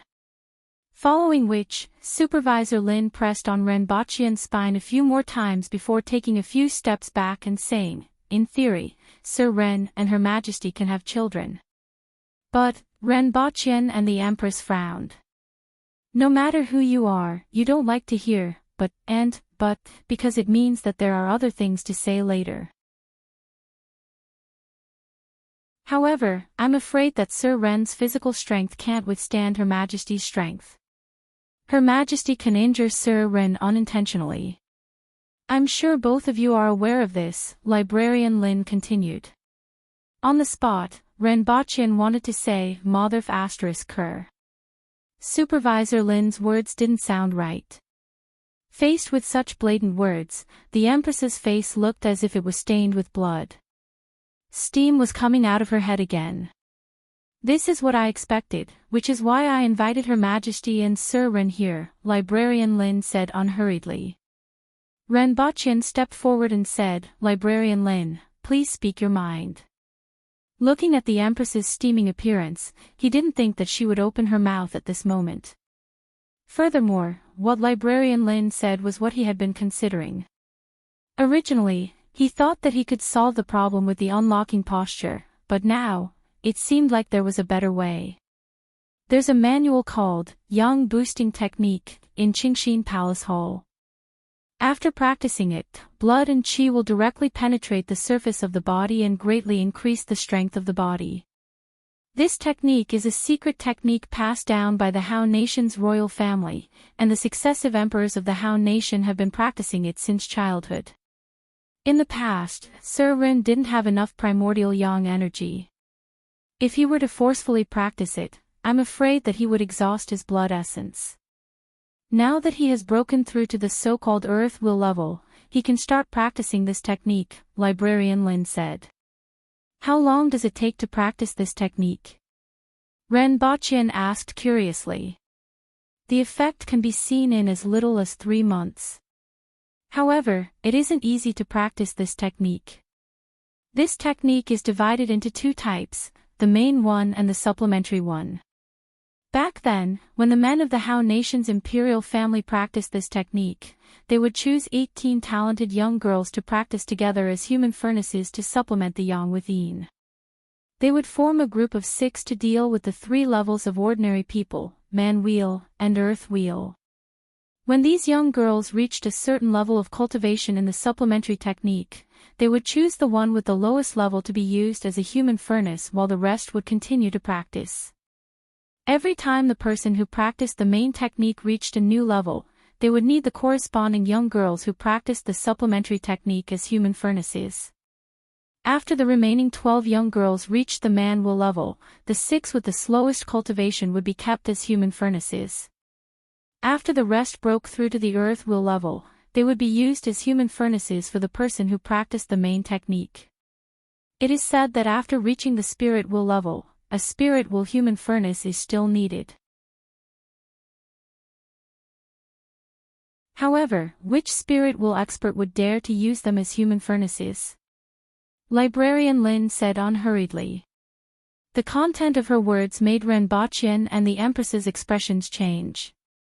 However, neither of them said anything and allowed the old woman in front of them to continue speaking. The main point of this technique is to supplement the yang with yin and assist the growth of yang. If slight changes are made, there will be a shortcut. There is a price to pay for this shortcut, which is that one can only reach the beginner level of this technique. After improving one's physical body to a certain level, one can't go any further. What is needed is the primordial yin of 6 earth will level women and their cultivation. Renbachyan grinned. This technique sounded like it belonged to the coquettish and cheap type. It was indeed different from the proper technique that he practiced. However, he decided to forget about this technique. This old woman definitely had ill intentions when she mentioned it. The Empress was silent for a while and said in a deep voice, I understand. I will get someone to capture 6 people from the Yun nation who meet the criteria. Is there enough time? If it's within 3 months, then there's enough time. Minister Lin said. Your Majesty, I don't need to practice this technique. I can find another external technique to practice. Renbachyan was surprised. Shut up. Don't be anxious. I haven't finished speaking. Although this technique has been modified, the main and supplementary techniques haven't changed. The other party must practice the supplementary techniques. If the person we capture refuses to practice the supplementary techniques, it will be useless. Find someone who is concerned about the sect. Put a knife to their neck, and they will naturally be willing, the Empress said with a cold face. Renbachyan was touched. Even he felt that this technique was a little excessive, let alone the Empress. Even though the veins on the Empress's neck were about to pop out, she still made such a choice. How could he not be touched by her decision given her status? Your Majesty, I will never practice this technique. I will find another external technique, Renbochin said in a deep voice. You are not willing. The Empress glared at him with a cold face. After spending so much time with Your Majesty, I'm afraid that seeing other women is like seeing a skeleton. Your Majesty, do you think that I can use a skeleton as a cultivation vessel? Renbochin gave the Empress a smile that he felt was very kind. Then, is it my fault? Should I say sorry? The Empress was obviously very jealous, but she had to pretend to be magnanimous when it concerned Renbochin. She was very angry. The Empress definitely wasn't the type to smile even when she was angry. Her face immediately turned cold.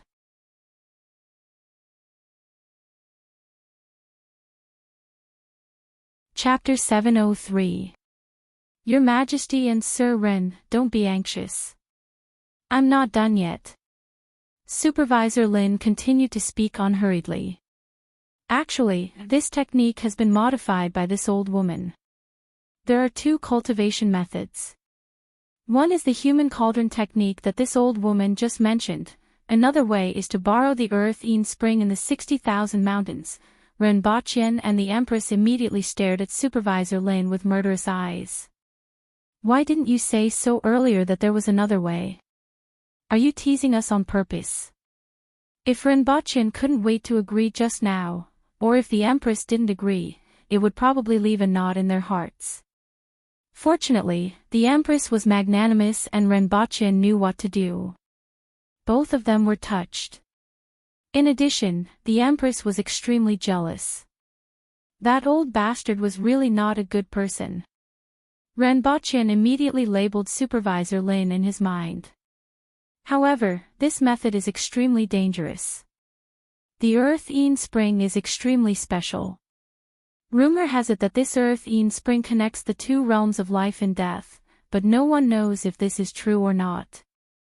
However, the earth-eaten spring was extremely dangerous. Even if an ordinary person touched it, they would be disturbed by the dark illusions, not to mention using it to cultivate. It's fine if you have a strong will. Otherwise, I'm afraid you won't be able to endure the attacks of the illusions. If you go down, you won't be able to come back up. Renbochin furrowed his eyebrows and asked, Librarian Lin, are there no other ways to train the physical body? This is the shortest time. The other techniques would take months and years to show their effects. I'm afraid it's too late. Only this kind of shortcut can speed things up. Supervisor Lin squeezed out a smile on her wizened old face. Let's use the second method then, Renbochin said. After practicing the re-visualization, he had some confidence in his willpower. What kind of ghost attacks could compare to the various kinds of life and death experiences in the 5 visions? Furthermore, he could send the spring water back to Earth for testing. Why did he have to let the Empress have such a huge hold on him? What if the Empress wanted to settle the score with him one day? Wouldn't he be out of luck then? Use the first method, the Empress said. Your Majesty. Renbochin wanted to speak. I have the final say, the Empress interrupted him. Your Majesty. What if I can't get hard when I see them? Renbochin spread his hands. The Empress's forehead began to emit steam, and the veins on her neck were throbbing. She slapped Renbochin's body. Bang! There's a hole in the wall. Only the Empress, Librarian Lin, and Lin Chalo were left in Qingxin Palace Hall. Now that it's quiet, let's use the first method, the Empress said coldly as if a layer of ice had been scraped off her face. He had made up his mind that he would definitely find 6 women for Renbochin that would make him feel so miserable that he would rather die the moment he saw them. He couldn't possibly let Renbochin off easy. Renbochin felt dizzy and disoriented. He flew a long distance in the air before smashing through a roof and falling. Boom! My waist is about to break. Renbochin gasped for a long time and then saw someone looking at him from a distance. He was looking at himself in the barrel. Are you taking a bath? Renbochin squeezed out a good-natured smile. Yes. Xianjia sat in the bucket with a cold expression. Her shoulders and neck were exposed outside the bucket, and her hair was completely disheveled. Her Majesty threw me here. Renbochin said seriously after thinking for a while. He really couldn't take the blame for this, nor could he afford to. I guessed it. Xianjia continued to look at him coldly. You live in the palace. I didn't know about it before. Renbochin lay on the ground and looked around. The decorations were very simple and crude, and there was even a knife hanging on the wall. However, the small ornaments in the room looked quite cute, and he felt that this might be Xianjia's residence. I have a residence in the city, but I rest here most of the time. Her Majesty gave me special permission to do so. Since Renbochin asked, Xianjia answered truthfully. From her expression, one couldn't tell what she was thinking. Oh. Renbochin nodded. You're not leaving? Xianjia asked coldly when she saw that Renbochin wasn't going to get up. My waist is about to break. I need to rest for a while. Renbochin gasped. I'm done bathing. I'm leaving. After Xianjia finished speaking, she stood up from the bucket with the sound of water splashing. She took a step out of the bucket, picked up a piece of cloth from the side, and wiped her body clean. Then, she put on her vest, safety pants, and armor. Renbochin stared blankly at that pair of D's jumping, and her perky buttocks, and other things that shouldn't be seen. After all, no one wore clothes when they bathed at home. Xianjia didn't try to hide her actions. She didn't seem to understand these things. Don't touch the things in the room, Xianjia said to Renbochin after putting on the armor. Got it. Take care.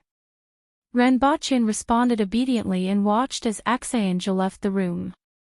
Renbochin lay on the ground, looked at the big hole in the ceiling beam, smelled the lingering fragrance in the air, and sighed. Such is life. After lying on the ground for a long time, he finally got up with his hands on his waist and strolled around the room. His main focus was on the wooden ornaments, a black gentleman and two monkeys. They looked very lifelike, and he didn't expect Xianjia to like them. Then, he strolled to the Empress's palace, where she was already waiting. Your Majesty, I remember you saying that you wanted to go back and see my mother's grave, Renbochin said. I should indeed make a trip there. The Empress's face was cold and she didn't look too happy. The word unhappy was written all over her face. I'll accompany your Majesty and take a look at the Earthine Spring. If possible, I still want to give it a try. With your Majesty by my side, you should be able to pull me out if something goes wrong, right? If it doesn't work, we can use another method and make two preparations, Renbochin said. He really didn't want the Empress to arrange this. Not only would the Empress be unhappy, but he would also get into trouble. The Empress was stunned. She didn't expect Renbochin to bring this up. However, Renbochin's words make sense. She doesn't know what's going on with the Earthine Spring, so it's good to go and take a look. At the thought of this, the Empress's face relaxed a lot. Then, she hesitated for a while and said seriously, when I chose you as my husband, I decided that you had to reach the Earth wheel level. Now that you have reached that level, everyone in the imperial court has to make preparations. I really want to visit my mother's grave before that. After all, my father has been missing for a long time, and only my mother is still there. No matter what, you have to come with me. It's good to take a look at the Earthine Spring. According to librarian Lin, if you succeed in practicing with the Earthine Spring, the effect will be better than using a human cauldron. However, if it doesn't work out, you will have to use a human cauldron to practice. What do you want, Your Majesty? Renbochin asked. The Empress was silent for a while before saying, of course, I don't want that. In the past, I was used to living in the palace and never felt that there was anything wrong. With you, the excitement has passed. Now, I'm afraid of being lonely and afraid that something will happen to you. I want you to accompany me, be happy with me, be sad with me, watch the moon with me, drink with me. The Empress's sudden reveal of her true feelings made Renbachian's heart warm up. He wanted to accompany the Empress like this until the end, just like what he said before. When I'm really unhappy, I can still hit you and be happy. Your Majesty, you don't have to say this, Renbachian said seriously. The Empress suddenly smiled and swept away the coldness on her body. She picked up the wine pot from the side of the couch and poured 2 cups of wine. One for me, one for you. After finishing her sentence, she drank the wine in one gulp and poured another cup. Therefore, you can go and take a look at the Earth-Een spring. If it doesn't work, you will have to use a human cauldron. Don't worry, I will find you 6 of the ugliest and oldest ones. This way, I won't mind. Your Majesty, you don't have to say that. Renbachian shuddered at the thought of the 6 older sister Feng. You're tuning in to the LoveLore Library YouTube channel.